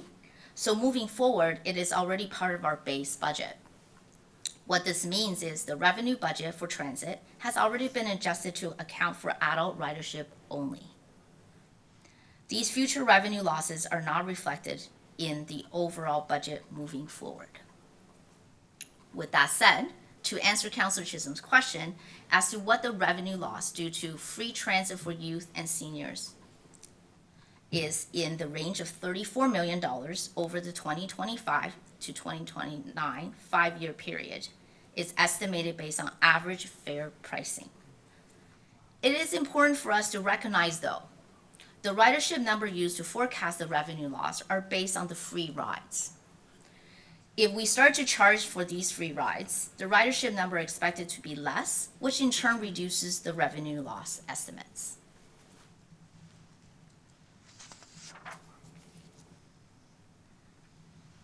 Now, with that understanding of ridership and revenue, we could now move on to the question related to cost per ride. The overall budget for transit includes expenses and revenues with a net budget of $40.4 million as shown in the first table for 2025. This is recognized as our municipal contribution to operate the overall transit system that not only include providing the transit service, but also the supporting service such as planning, maintenance of our fleet and facilities. In the transit business plan, under tab 7, we have a number of key performance indicators that I would like to highlight, 2 that are most relevant. For 2022 and 2023, the statistic that is published is by CUDA, Canadian Urban Transit Association, while the 2024 values are staff forecast. So let's take a look at these stats and what it tells us. For the cost recovery ratio, which is calculated based on the total external revenue, that is fares and advertisement, divided by the expenditures, the decrease of this RC ratio from 24 to 21 shows that expenditure increase is outpacing the increase of revenue. And this is directly contributed to the free youth and senior program. What this means is, as we continue to have expenditure to provide overall service for all users, we are only collecting adult fare revenue. Consistently, with the free youth and senior, you'll see that our subsidy, cost per ride, KPI, has increased. This KPI is calculated using net operating cost over total TAP boardings. As the cost of operating the whole system for all the rider increases, while the revenue collected is only limited to the adult, the cost per ride hence increase. So it's an inverse relationship between the two KPIs. We are excited with our continual growth in transit ridership and feel that the free youth and senior fares have helped to drive more people to take transit. We strive to provide more efficient and convenient transit service, and through our 5-year business plan, we hope to improve our cost recovery ratio while decreasing our cost per ride.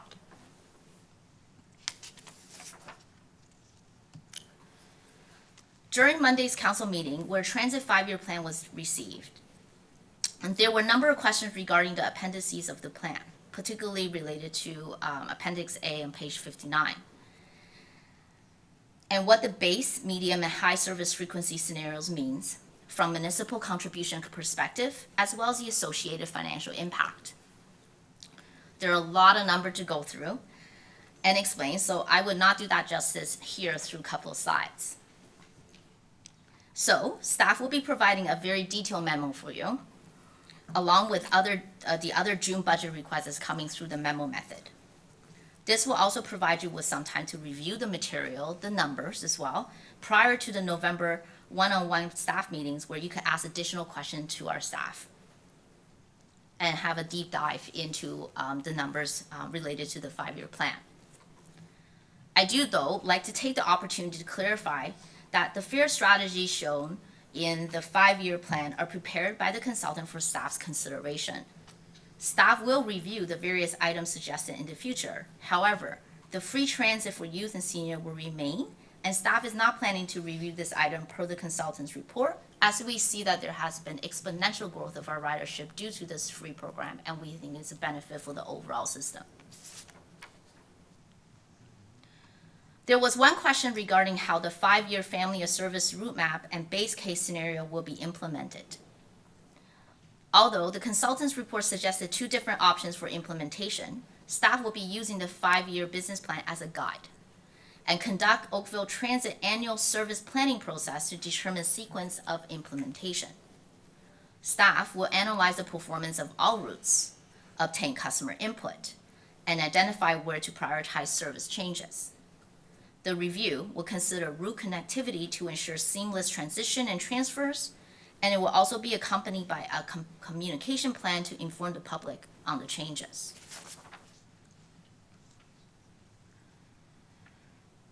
So based on the implementation approach noted earlier, the table shows the list of routes and the preliminary timeline to implement service changes to route identified in the Oakville Transit 5-year business plan.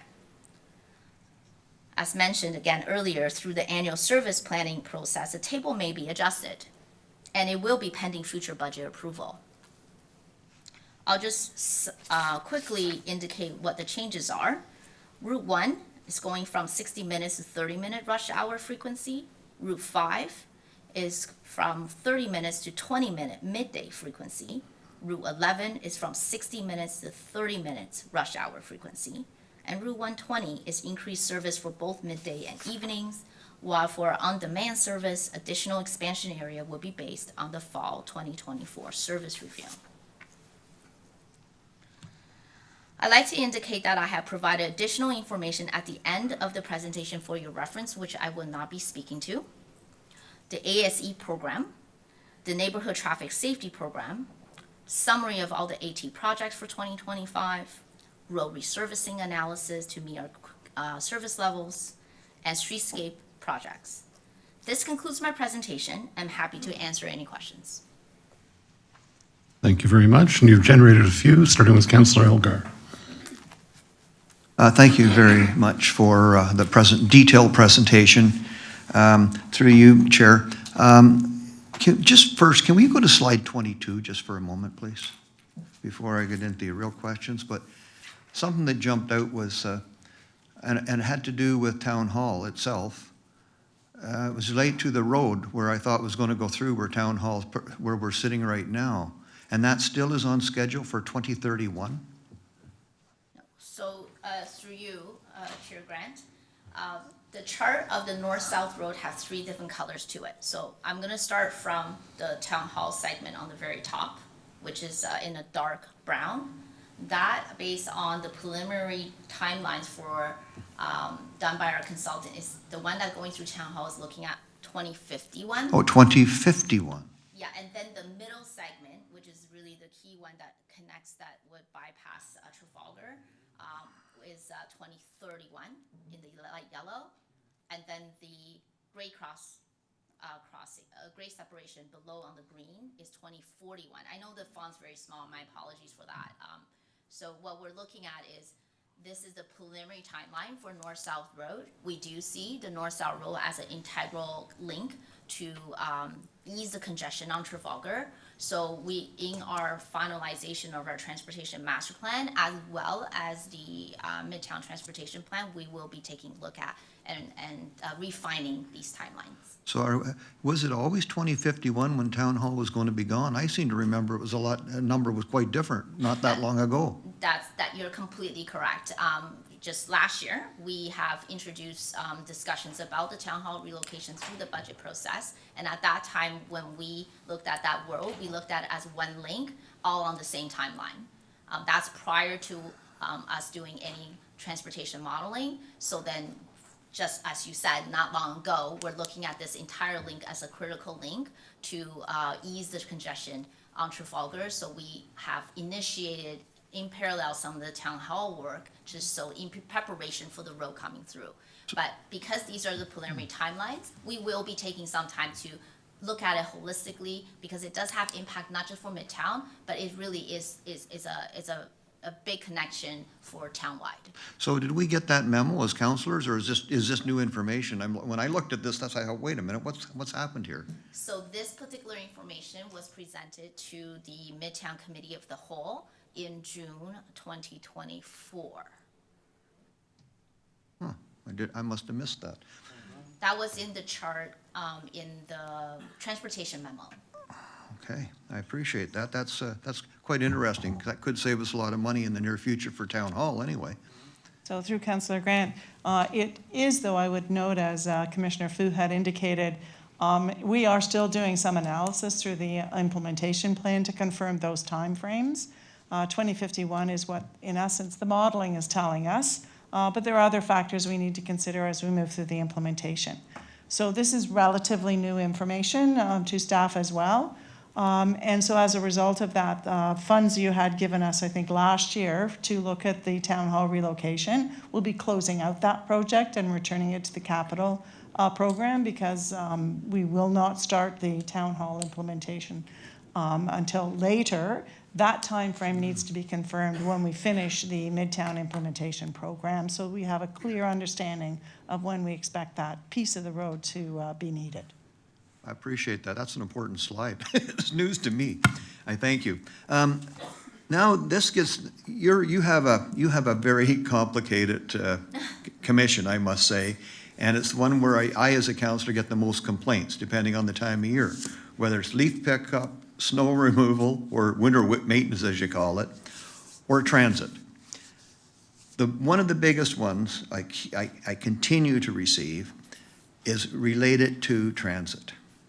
And a great presentation today, but I really need to know on a per $100,000 assessment, because when the tax bill comes in, You got your education, you got your regional, and you got your town.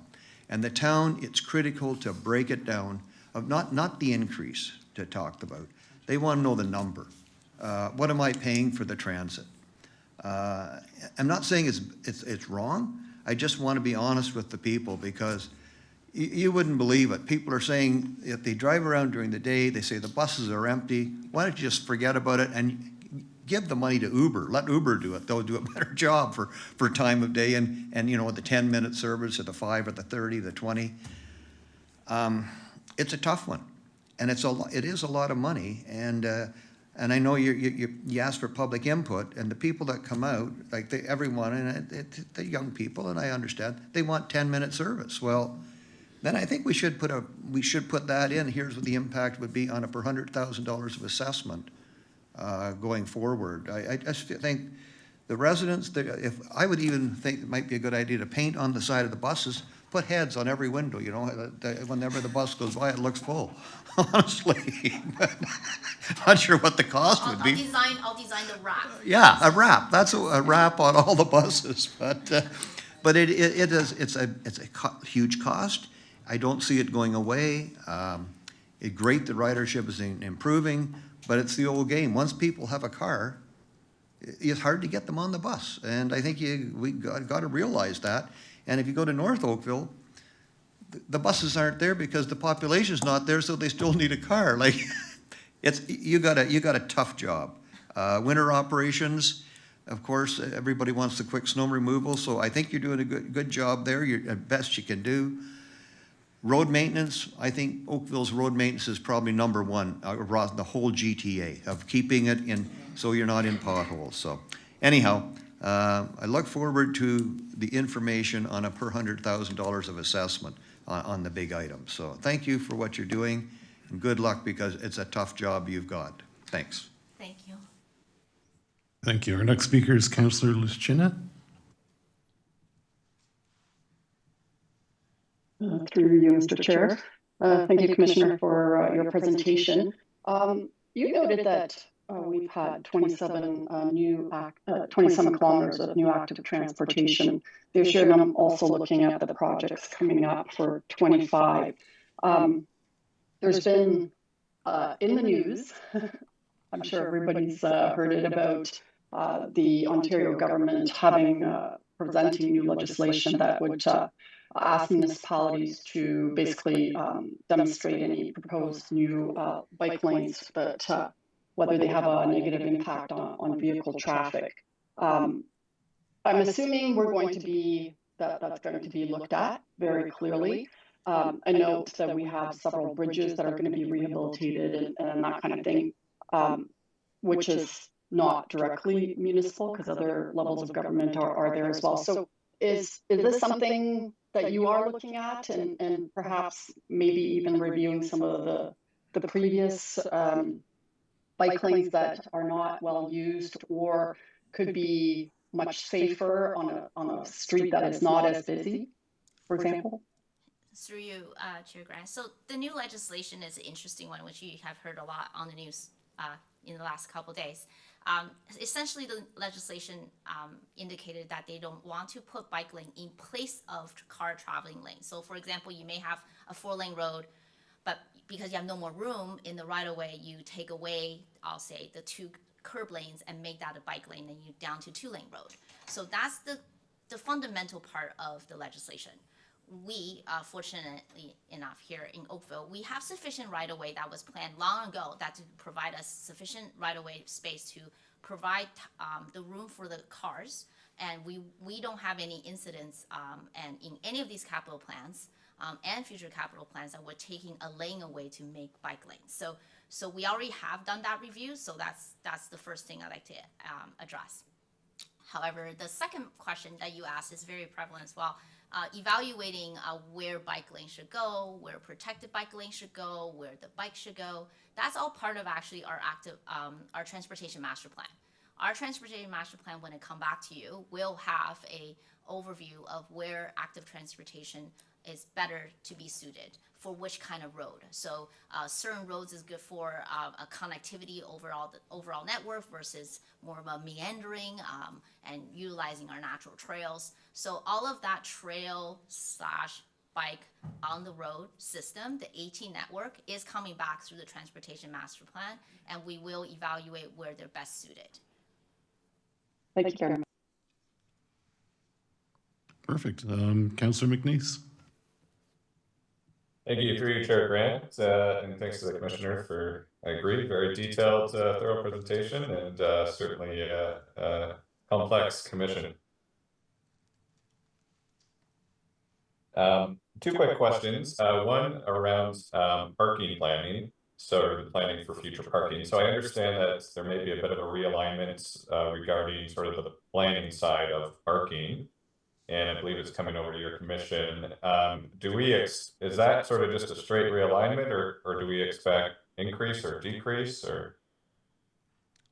Through you, Councilor Manise. So just for the benefit of the other councilors, Mr.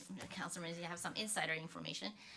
The staff are working on internally looking at parking function and realigning them a little differently. Currently, all the parking related items generally sits under Municipal Enforcement Services, MES. What we have determined, and we are recommending that the parking planning portion will move over to transportation engineering, because parking really is better aligned with the overall road network, the traffic, the bike, everything is within that right of way, and we need to plan them really as a complete street, ensure that they're looked at holistically. In terms of the parking management portion, such as the permitting, the ticketing, the enforcement will stay with municipal enforcement.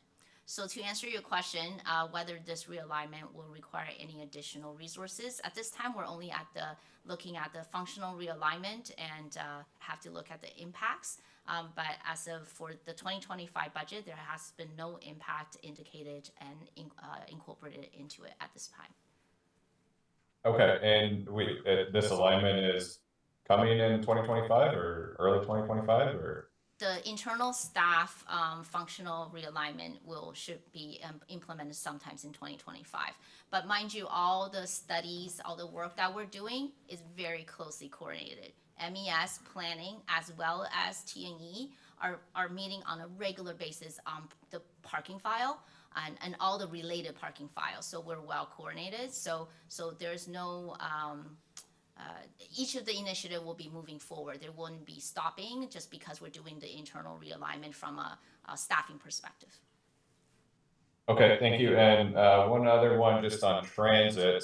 What I've noticed, I know many municipalities have been trying to get, especially the suburban municipalities, trying to get ridership up. So they've done the youth or the senior pass. Some are looking at free transit for all, stuff like that.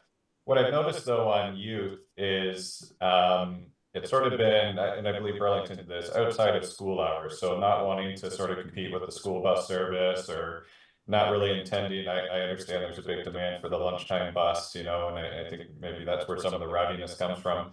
But I wonder if there is a brief analysis that could happen to just understand if the youth ridership, I think what we're trying to do is to create a habit. But we weren't necessarily trying to provide the to school, from school, the lunchtime bus service for high schoolers and stuff. So I'd be curious to know, because I understand it is a great cost, but there is a benefit of ridership and habit forming. But I'd be curious to know, now that we have data, if we took the Burlington approach, what is that cost savings by not providing the youth service during school hours? No, I don't expect to have the answer now, but I'll leave it with you. Certainly, I just want to confirm that we'll take away the analysis to look at almost the time of day usage by the youth with the free transit. Yes. Not only looking at evenings and school times and not competing with the school, but we do always have school specials to help alleviate the issue of students getting to schools. But we could do a time of day analysis for youth. Yes, we could do that in the future. Okay, and I remember, I think Kingston had almost a coordination with the school bus service, which maybe is something we aspire to in the future. But I'll leave it with you. Thank you. Thank you very much. And Councillor Haslett-Thiel. Thank you, through you, Chair Grant. Thank you very much for your presentation. I'm just going to follow along on the transit side. So my understanding from the other night was that as part of the 5-year plan, that the recommendations related to fares was going to be evaluated through this 5-year period.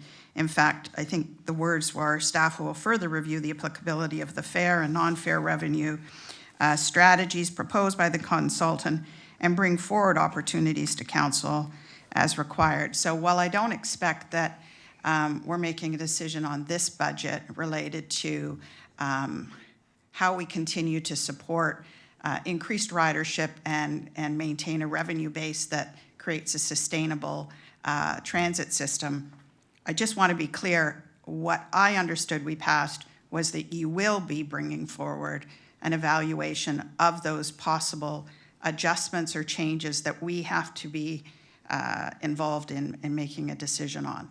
Maybe not, it won't be part of budget, but it is coming forward, is it not? Yes, through you, Chair, we will definitely take a look at the whole menu of fare and non-fare revenue list and bring it back to council for the appropriate decisions. Okay, all right, so thank you for that clarity. In terms of still on transit, can you just provide, maybe at a future date, what is the benchmark in terms of other municipalities on the impact of a single ridership on the levy? So I appreciated you gave us the 2019 to 2024, what we're subsidizing the transit on per ridership, but I believe there must be data out there that can tell us how we're comparing to other municipalities as we try to evaluate how we make everyone feel good about what we're investing in and those costs. I'm going to just transition to automated speed enforcement. Can you just clarify, are we going to recover the cost of that headcount through the fine administration for automated speed enforcement? Yes, the simple question is yes. The overall program on slide 32 shows that there's an overall program cost of 2.5. That 2.5 included the headcounts. And then the ticket revenue of 2.7 is assuming 40,000 tickets. So we're assuming what type of ticket we'll get, right? So that will get balanced out. But in general, we're hoping to have a cost neutral program, plus or minus a little bit as we initiate the program in January.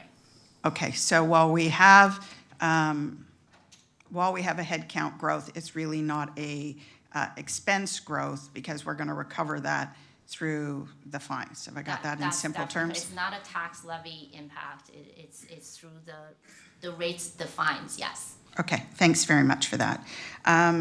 In terms of Midtown implementation, I just don't want this to be too fuzzy in my head. So we approved money for the Midtown implementation last year.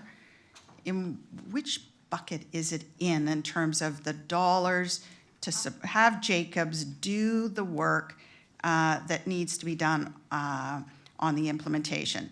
Was it in last year's? Is it carried over to this year? It's a little fuzzy for me. No, certainly I can help you with that.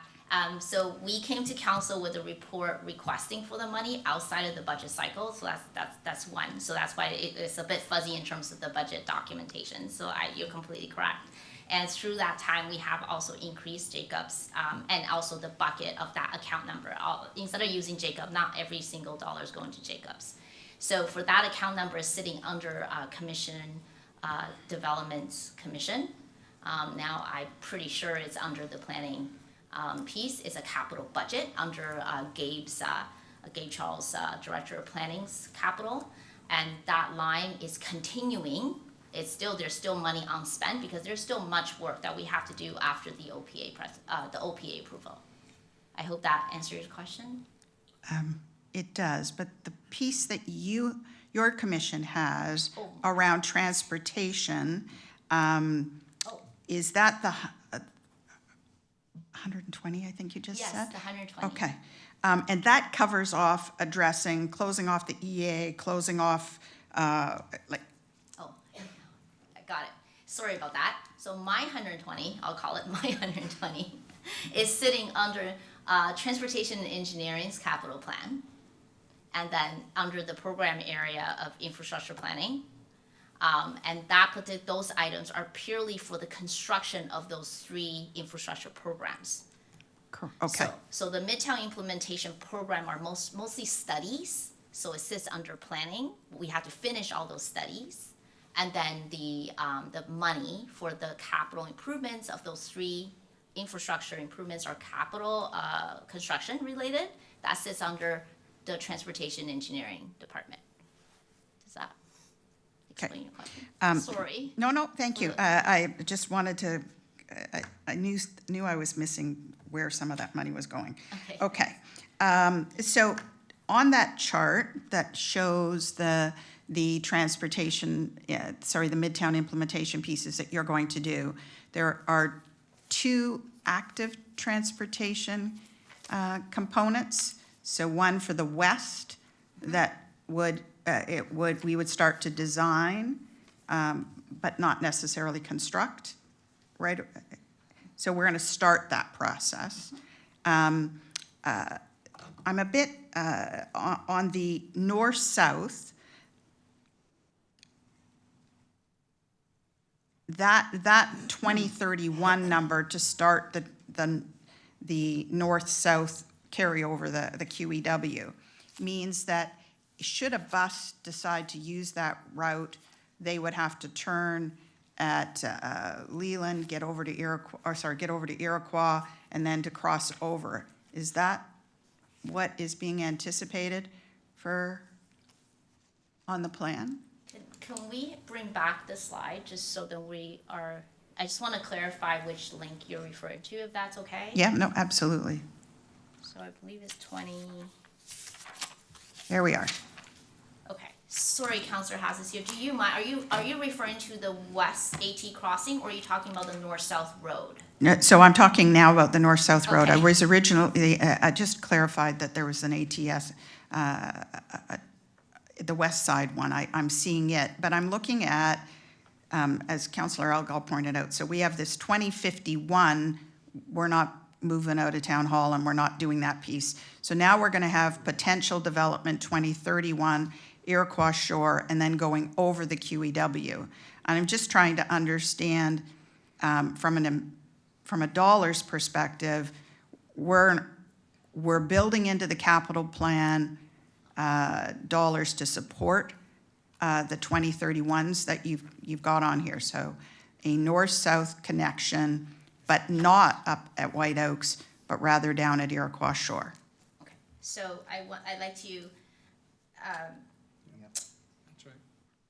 through you, Chair Grant. So for the north-south road, that's highlighted for 2031 between Iroquois Shore and Cross. That is not currently in our 10-year capital forecast, the north-south piece. So I think that's what I'm understanding your question, I hope. Yes. So the north-south piece that you see that crosses QEW is currently not in the 10-year forecast for the town. Through the previous resolution of council, it was requested that we ask the region to include as part of their road rationalization to have the north-south road designate as a regional road. And then therefore that through their region's integrated master plan work that's currently ongoing, we are continuing to work with the region to get that link identified. So at this point, this 2031 north-south link is not sitting in the town's capital forecast. Potentially, it could come on later, but at the same time, we're trying to get both master plans done And then we work through the road rationalization work with the region through the council resolution that was passed a number of years ago, I think even before I joined the town, to incorporate that. Now, the east-west link, which is the Iroquois shore from 8th line to Trafalgar, that one is in our capital forecast because that's our road. And we think there's an important road for us to expand the capacity to alleviate the congestion in the area. I hope that helps to differentiate between the two yellow lines. It absolutely does, Okay, and I think awesome. that a few folks in the public will be now asking some more questions of me, but thank you for giving us clarity on that. So in terms of budget, it is not, that north-south is not in the capital plan for the town, and I need to follow up with the region. Okay, thank you. My last question is just around EVs, and I don't know if it's to you, so forgive me if I need to ask this to someone else, but I was really excited when I saw the little building inspector in an electric vehicle. I thought it was great. And then I asked myself, so are other departments getting electric vehicles on renewal? Because I'm not seeing it in yours. I didn't see it in the earlier commission. So is the renewal of our fleet continuing to be EV? And how are they, and where would we see that in here? Because obviously the cost of electric vehicles is higher, minus the mileage. Through you, Chair Grant. So two things. On the presentation on Tuesday, there was a reference to an EV plan that is an update of our approach to electrification across the town to make sure that we're all on a consistent path. The decision to go electric depends on a couple of things, including cost differentiation between an ICE vehicle versus an electric vehicle, and availability. So there are some circumstances where we have purposely not chosen an EV vehicle because of the type of vehicle that is only available to us at this time. So the default is EV preferred where possible, but in some circumstances do require using an ICE for the time being. Okay, so in this budget, are there dollars allocated if we needed, or is it just? It's our standard budget that we have for vehicle replacement, and then we look to see what is available in the market for that. Anything from asset management? Do you want to? Yes, right. Okay. So it definitely is a partnership approach. The EV plan that was referenced in Julie's presentation will be take a look at holistically how we're pursuing EV conversions for all the town fleet other than transit. So just want to separate between non-transit fleet, I'll call it for now. Right. So this plan will take a look at the availability, the cost of the asset, the replacement cycle, and as well as the availability of the charging infrastructure. So this EV plan was in the 2025 plan. So in the 2025 plan, we didn't need additional budget. Staff between multiple departments, between asset management, fleet, Julie's department to lead us through an EV plan. And to that end, when the EV plan is finished, we will have a pathway and a roadmap in converting the rest of the vehicles to EV. So right now, to answer your specific question, is there any vehicles in the budget that is converting to EV for 2025? No, not at this point. We have some replacement vehicles, but if we don't have charging infrastructure for them, then you can't buy an EV vehicle without having charging infrastructure for them to plug to. So there is an overall strategy that we need to develop, and we're going to do that in 2025. Thank you for that additional clarification. Thank you, Chair Grant. Okay, that seems to have solved all the questions for now. Great. At this point then, although I'd like to call the next commissioner, why don't we take a lunch break? So I'll call everybody back here at about 12:30? 12:30 good? All right, we'll see you all at 12:30. All right, we have a quorum. So we'll get started for the afternoon events. And if we can get Commissioner Damaso up and get his presentation rolling, that would be great.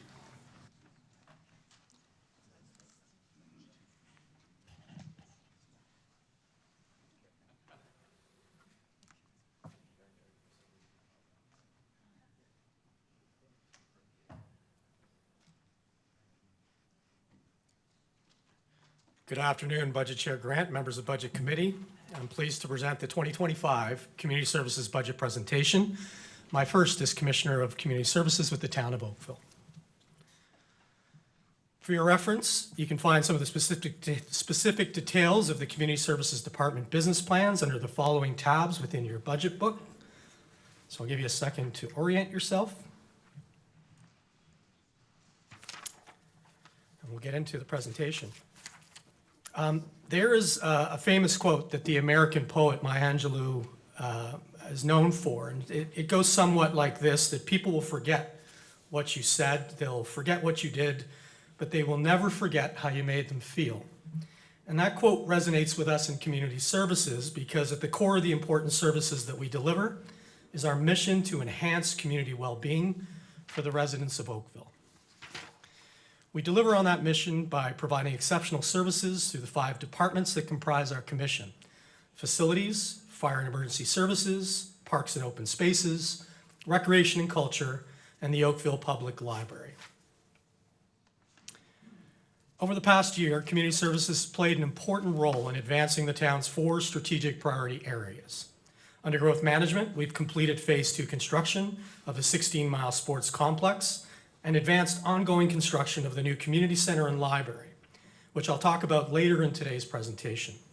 We constructed new splash pads at Aspen Forest Park, and we replaced the splash pad and playground at Winton Way Park. We purchased property for the new Trafalgar Urban Core South Library, which will see more than 17,000 feet of library space integrated within a future condominium development, the first of its kind for the town of Oakville. We completed planning for Fire Station 4 and 9, which will provide important new and improved amenities for our firefighters to serve those neighborhoods. We initiated the redevelopment of Wallace Park and installed new walkway lighting in Holton Heights Park. To advance the community belonging strategic pillar, we supported the Oakville Blades with hosting the enormously successful Centennial Cup Hockey Championship at the 16-mile arena. That tournament was widely recognized as one of the best organized tournaments in the past 13 years, and it generated an estimated economic impact of more than $5 million over the 10 days of the tournament.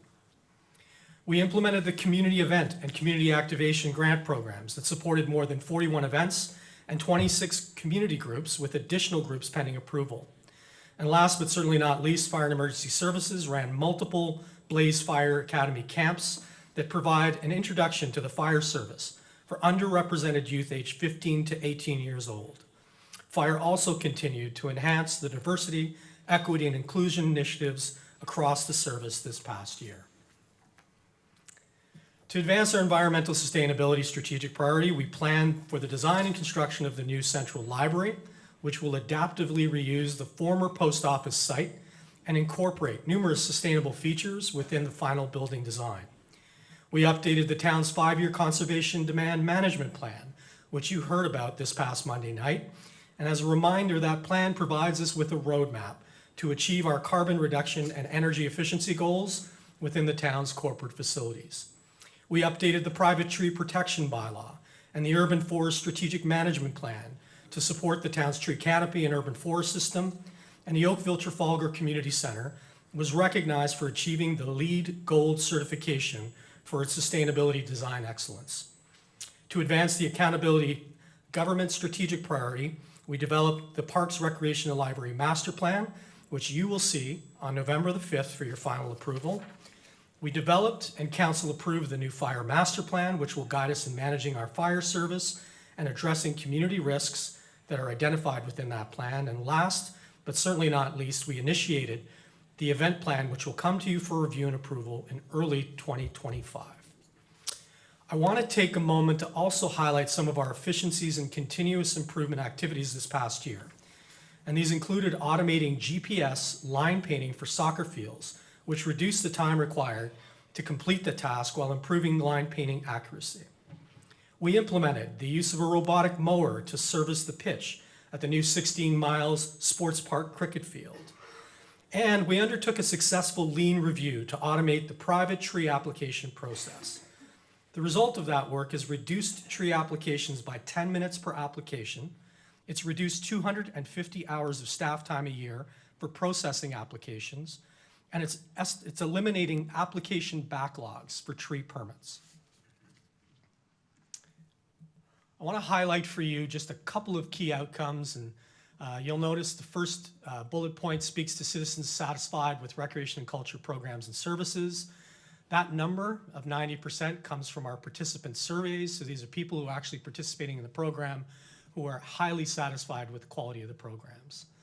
We're at 80% program capacity rates in recreation registered programs, which is in line more or less with the 2023 number. We supported 280 events in the town last year, which is almost 39 more additional events over 2023. Our fire responses crew travel time in 250 seconds or less is at 60.75%.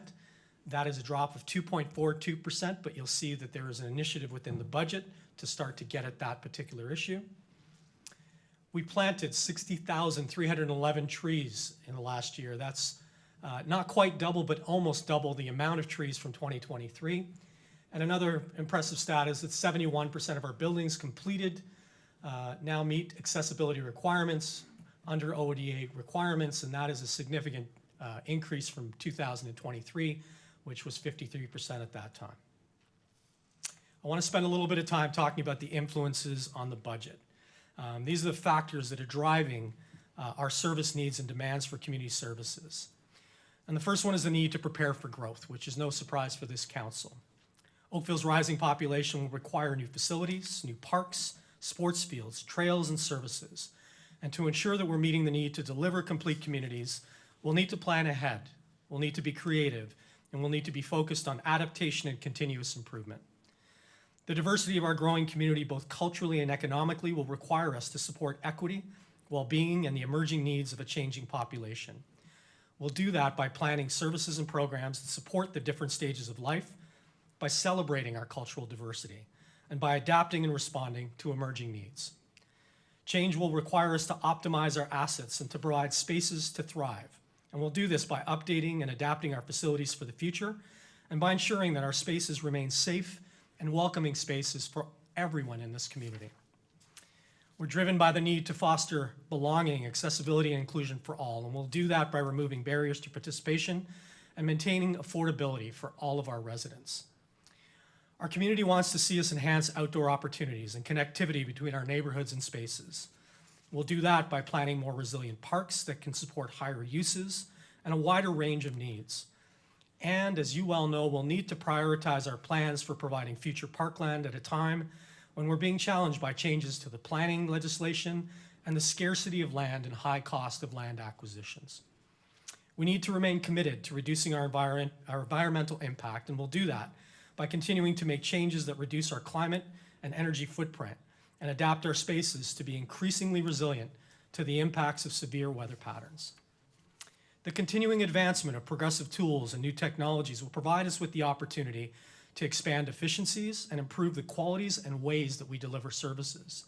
And I'll point to the example of the GPS line marking, the robotic grass cutting, and innovations in the way that we flood ice surfaces and maintain pool water quality as good examples of the kind of work that we're doing on that front.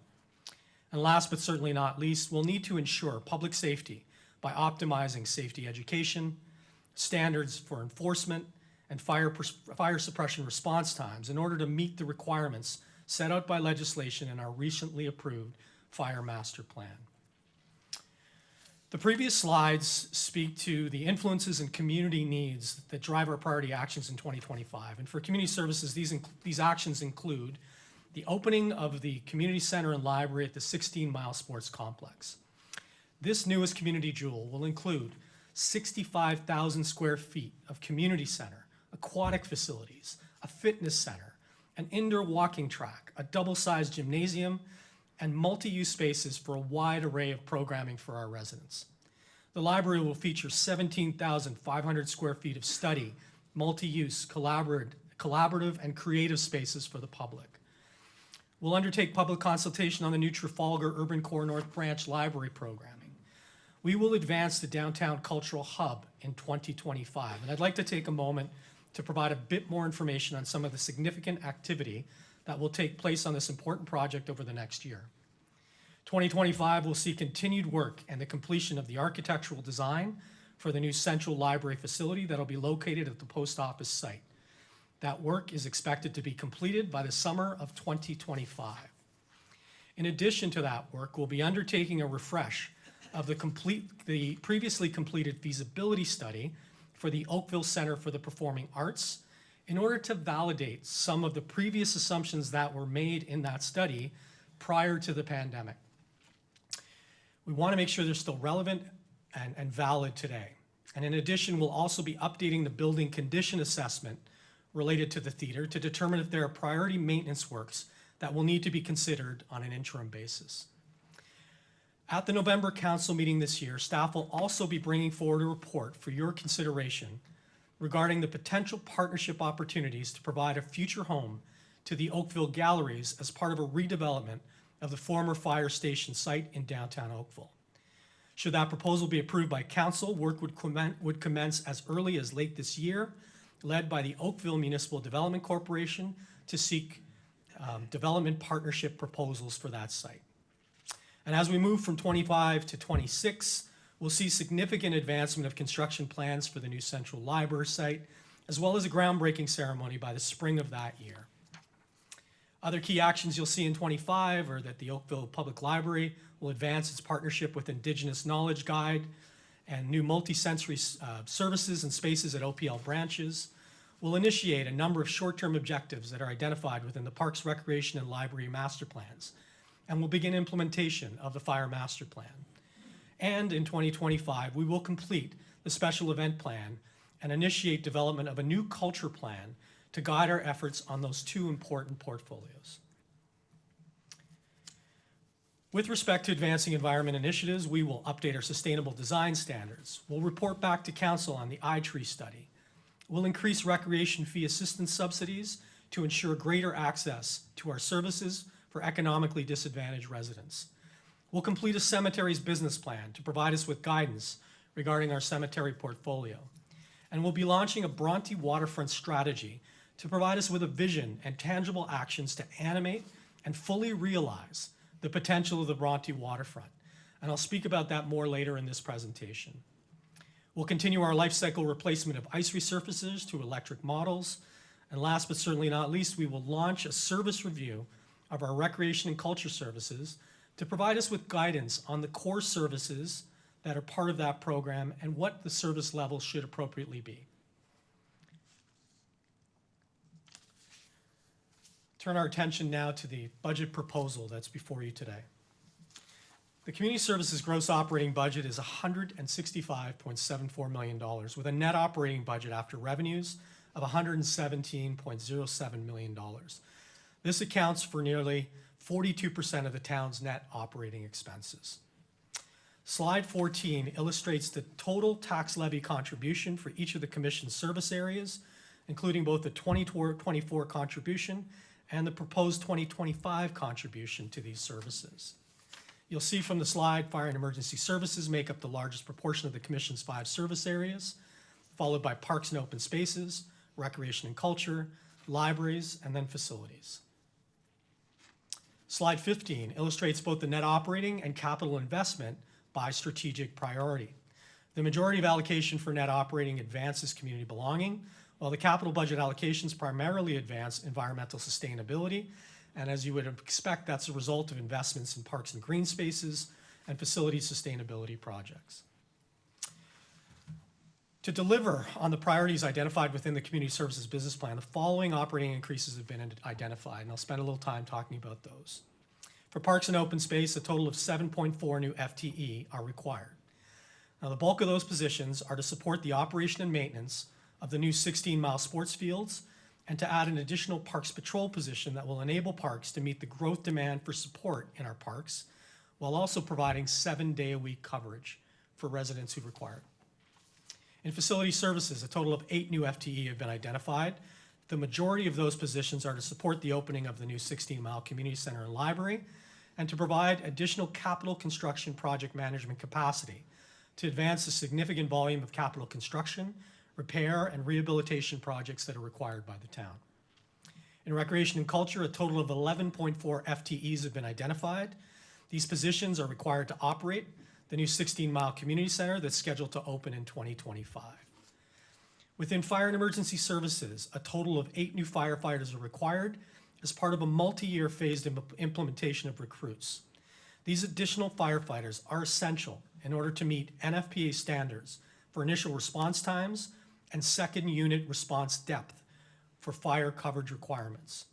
This first phase of implementation will focus on supporting the town's growth areas and intensification areas along the Dundas corridor that are currently identified as priority areas within the new fire master plan.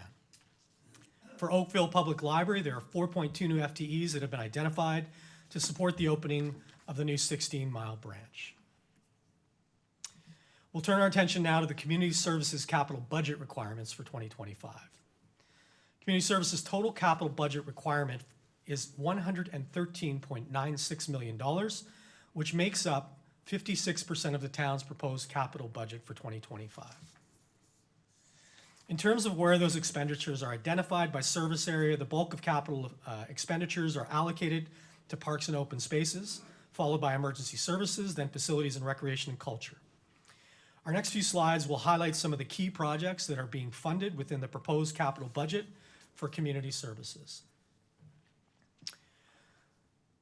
Under the community belonging and growth areas of advancing the strategic plan, $12.5 million has been identified for the renovation and expansion of Fire Station 4, which is located at 6th Line and Upper Middle. That building was originally built in 1974. It requires full replacement to meet current facility standards, but the new station will also be larger than the existing structure to accommodate intensification and the addition of 2 crews. It also support improved call response times. Design and construction are scheduled for 2025 and 2026. $8.7 million has been identified to acquire land for the future construction of a new fire station in North Oakville. The future station will accommodate the growth needs in North Oakville and is targeted to be in the corridor of Dundas Street between Trafalgar and 8th Line. $1.53 million has been earmarked for Capoke and Dunnock Village Squares to support those new subdivisions, and $1 million has been allocated for renovations to Fire Station 9 on Nyagawa in North Oakville. $7.2 million is earmarked for various parking lot, driveway, and facility-related maintenance and improvements. And $5.7 million has been earmarked for replacement of Rink A at the River Oaks Community Center. $4.3 million identified for the long-awaited rehabilitation of Town Square in downtown Oakville, and $1.38 million is earmarked for renovation of Falgarwood Pool, which will include replacement of the failing pool liner, pool components, exterior accessibility enhancements, and the replacements of components that have reached the end of their useful life. Under the environment and accountability pillars, the $37.6 million has been allocated for parkland acquisition for future park development. $7.7 million is identified for parks, trails, and park facilities renewal and rehabilitation, as well as $7.2 million to develop new neighborhood parks, parkettes, and trails. There is a lot to unbundle within those areas. You can find the extensive list of projects that will benefit from these works on pages 196 and 197 of your budget books. However, I will take a very brief moment to highlight some of the larger projects within that category, and they include the Bronte Beach redevelopment, park renewals for Wallace, Pinery, Jennings, Lawson, Ridgeview, Coronation, and Woodgate Woods Parks, NHL trail projects at Joshua Creek and Dunoak, and the Ridgeview Park splash pad rehabilitation. $1 million has been allocated for HVAC replacements at various locations, $1.6 million to replace the dated card access system that operates card access in all 35 facilities for the town, and $600,000 are earmarked to advance elements of the town's security plan, such as training, policies and procedures, and new physical security measures. Now, there's a couple of additional items that I'd like to touch on very quickly to speak before we wrap up today's presentation. The first is a brief discussion on the winter recreation strategy, and the second is to speak to 2 council budget inquiries that we were asked the staff to report back on.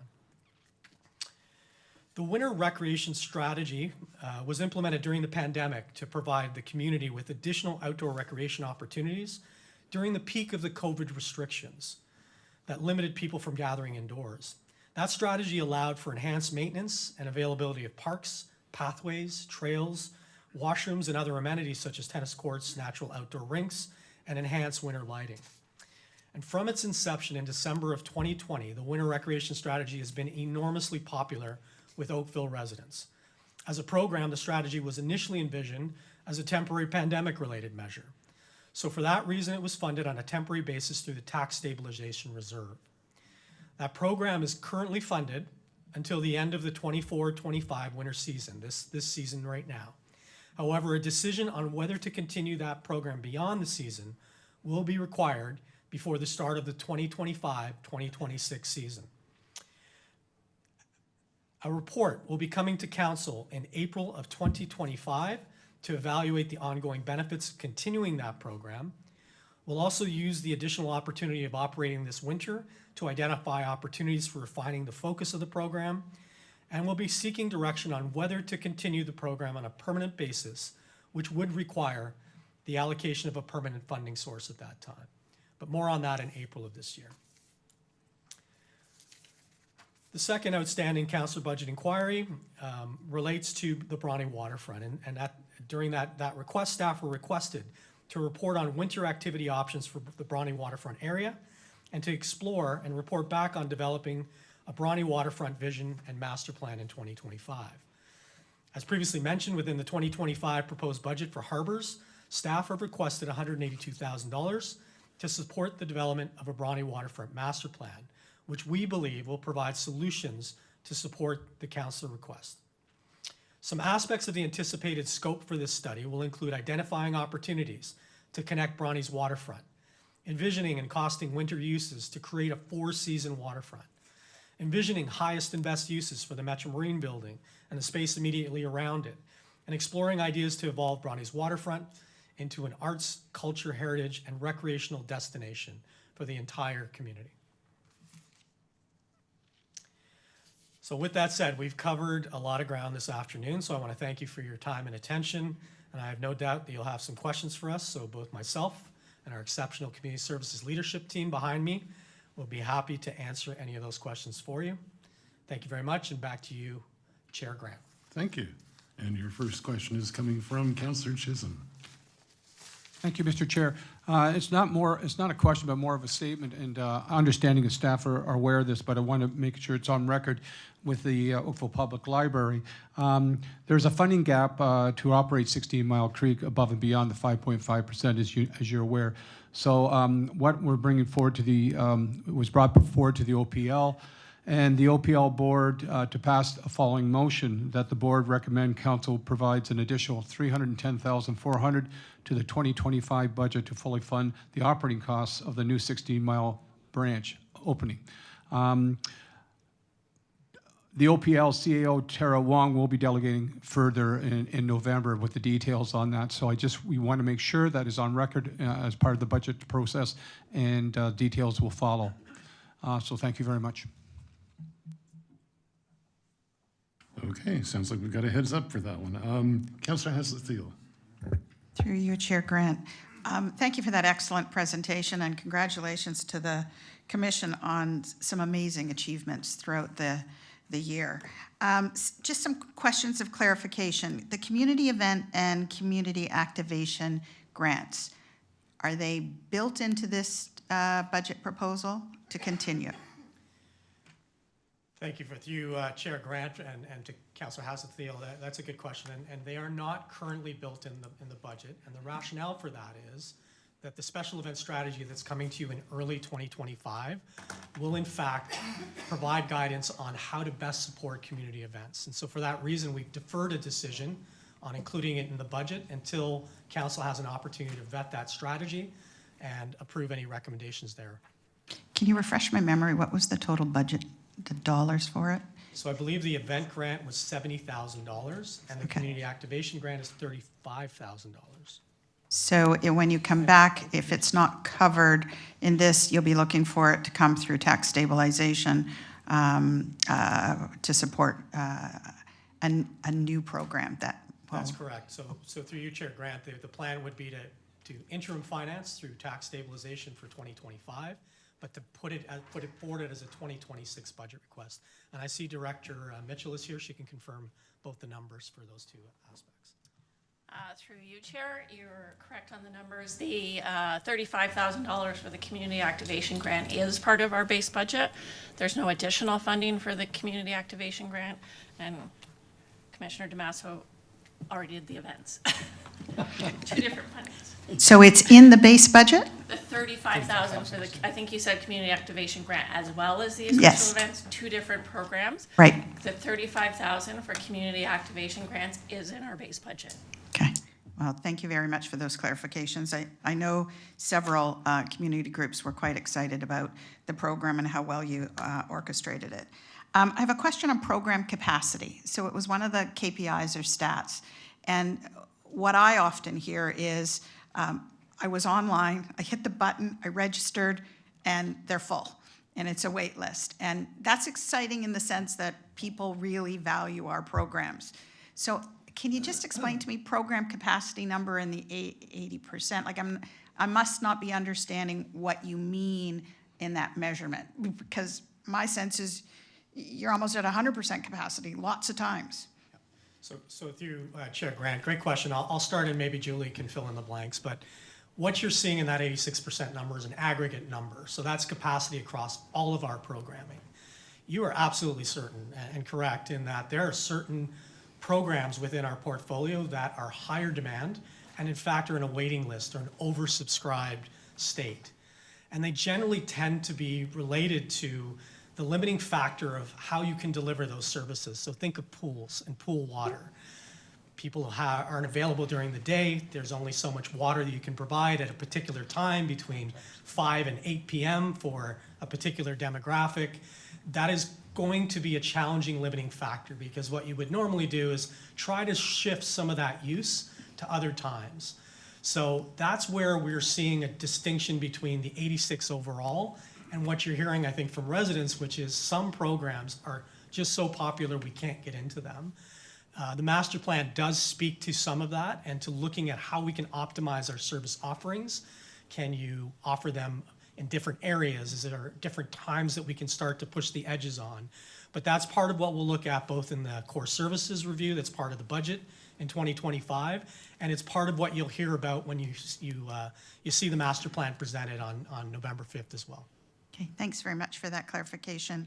I see Maple Grove Arena is got capital dollars budgeted for. Can you just clarify, has there been engagement with the community on what you want to do at Maple Grove Arena?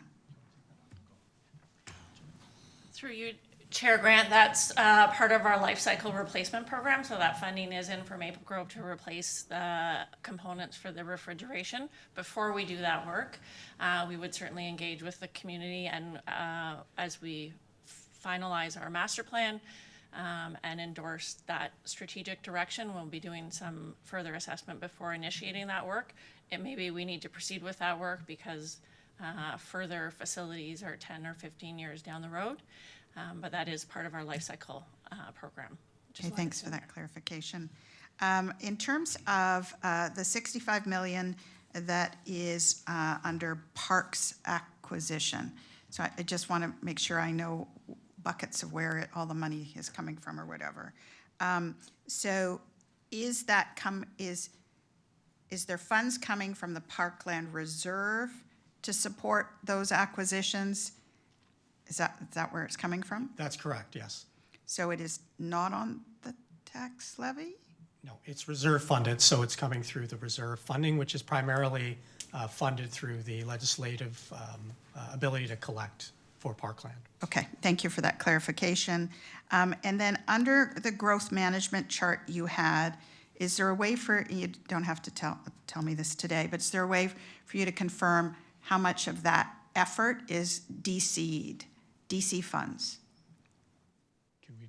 I'm looking at our treasurer for help on that one, Councillor Hazard. Through you, Chair Grant, do you mind just to repeat that, Councillor Hazlethiel? There's a chart that shows the growth efforts for the commission.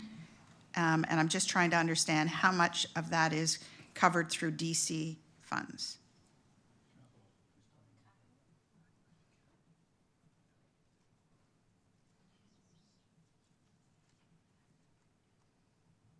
Through you, Chair Grant, do you just mind to clarify which chart you're talking about, Councillor Hazlethiel? Don't have the chart in front of me. Maybe we can pull up the slide. Probably from our slide, I think. Mr. Chair. Madam Councillor, would it assist you? I believe you're asking about the capital chart. Yes, I don't have it up on my screen anymore. And I just think it's important to understand, are those efforts coming from the DCs that we collect, which sometimes we're criticized for collecting, but are obviously a benefit to our community? And there's always this, what is covered by that?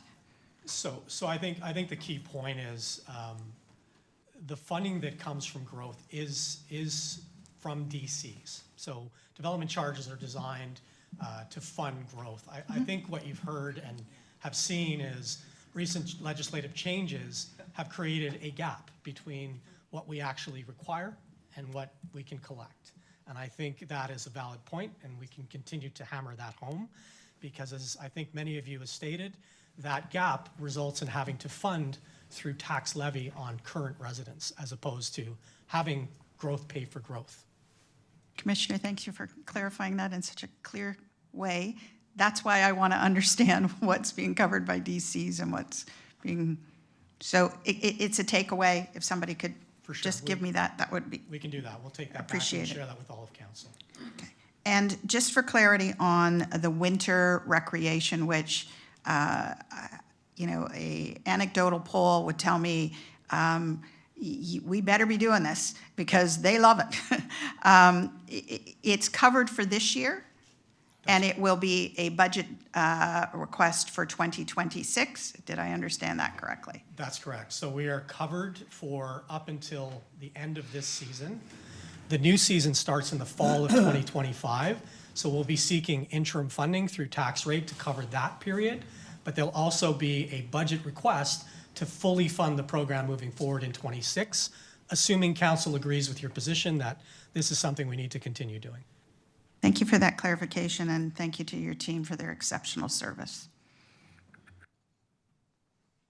Great, thank you very much. And Councillor McNeese. Thank you, through you, Budget Chair, and I echo the comments. Thanks for the great work and thorough presentation. Just a couple of quick questions, just so I understand the special events funding. So I know there was the 70 added last year. Now our BIAs prior to that had 10,000 for the 3. So is my understanding that both of those are still intact? I'm going to bring on our subject matter expert. I'm have her on retainer. So Julie Mitchell, our Director of Recreation. Through you, Chair. The BIA funding was up to 20,000 per BIA, and that is part of the base budget. So there is 60,000 in the Recreation and Culture budget to support the 3 BIAs for events. Does that answer your question? Yes, perfect. Yeah, thanks for clarification. And just one other question. A resident brought up to me, especially in our new parks and even some of our public squares that don't have a mature tree canopy, this concept of sort of shade making, kind of like place making. And, you know, you see it in some parks where they have a canopy or like a almost stretch sail type thing. Is that something that would, is that something we would just bake into our existing plans when building a new structure or renovating an existing? Or is that like a totally separate initiative that we'd have to study and report back on? So I'm going to speak out of turn because our expert, Chris Mark, I think will join me and fill the gap. But as a general principle, as we're designing parks, shade are important elements of that design. And so they would be a component of designing every single park. And preferably trees would be the first option, but where that may not be viable, as you've alluded to, there's terrific types of structures that can be integrated into a park design to provide shade. So yes, shade is an element that needs to be and is part of the design of parks, and it doesn't need to be a separate item, although I think it just needs to be factored in terms of the whole cost of designing parks moving forward. Okay, thank you. All right, do we have any other first-time speakers? All right then, Councillor Chisholm. Thank you, Chair Mark. I was remiss in my initial discussions, but I want to make a special thanks to the staff for this great presentation and your team. Paul, being new on the newbie, you've got a great team, and I want to express my appreciation to Julie Mitchell and to Chris Mark. Those two are absolutely wonderful and always there for us when we need assistance. And I understand Julie is leaving us, and it's unfortunate we're losing her, but all the best to Julie and her future endeavors. Thank you. Yes, I think we're all going to miss Julie. All right, so that would be the end of our presentations. Thank you. We have no more further questions, so I need a motion to move receipt. I'll take it from Councillor Adams. Perfect. Now 5.2. Do we need a presentation for this? Oh. We should probably do the voting part too, shouldn't we? All those in favor? Great. It looks like we accepted that. Now 5.2. Has everybody read the agenda on this? Do we need a presentation? Okay, Councillor Adams for a second time. Then all in favor of 5.2? Great, that passes. And I believe that we have no confidential discussion items, so that would mean we're adjourned. Thank you very much, everybody.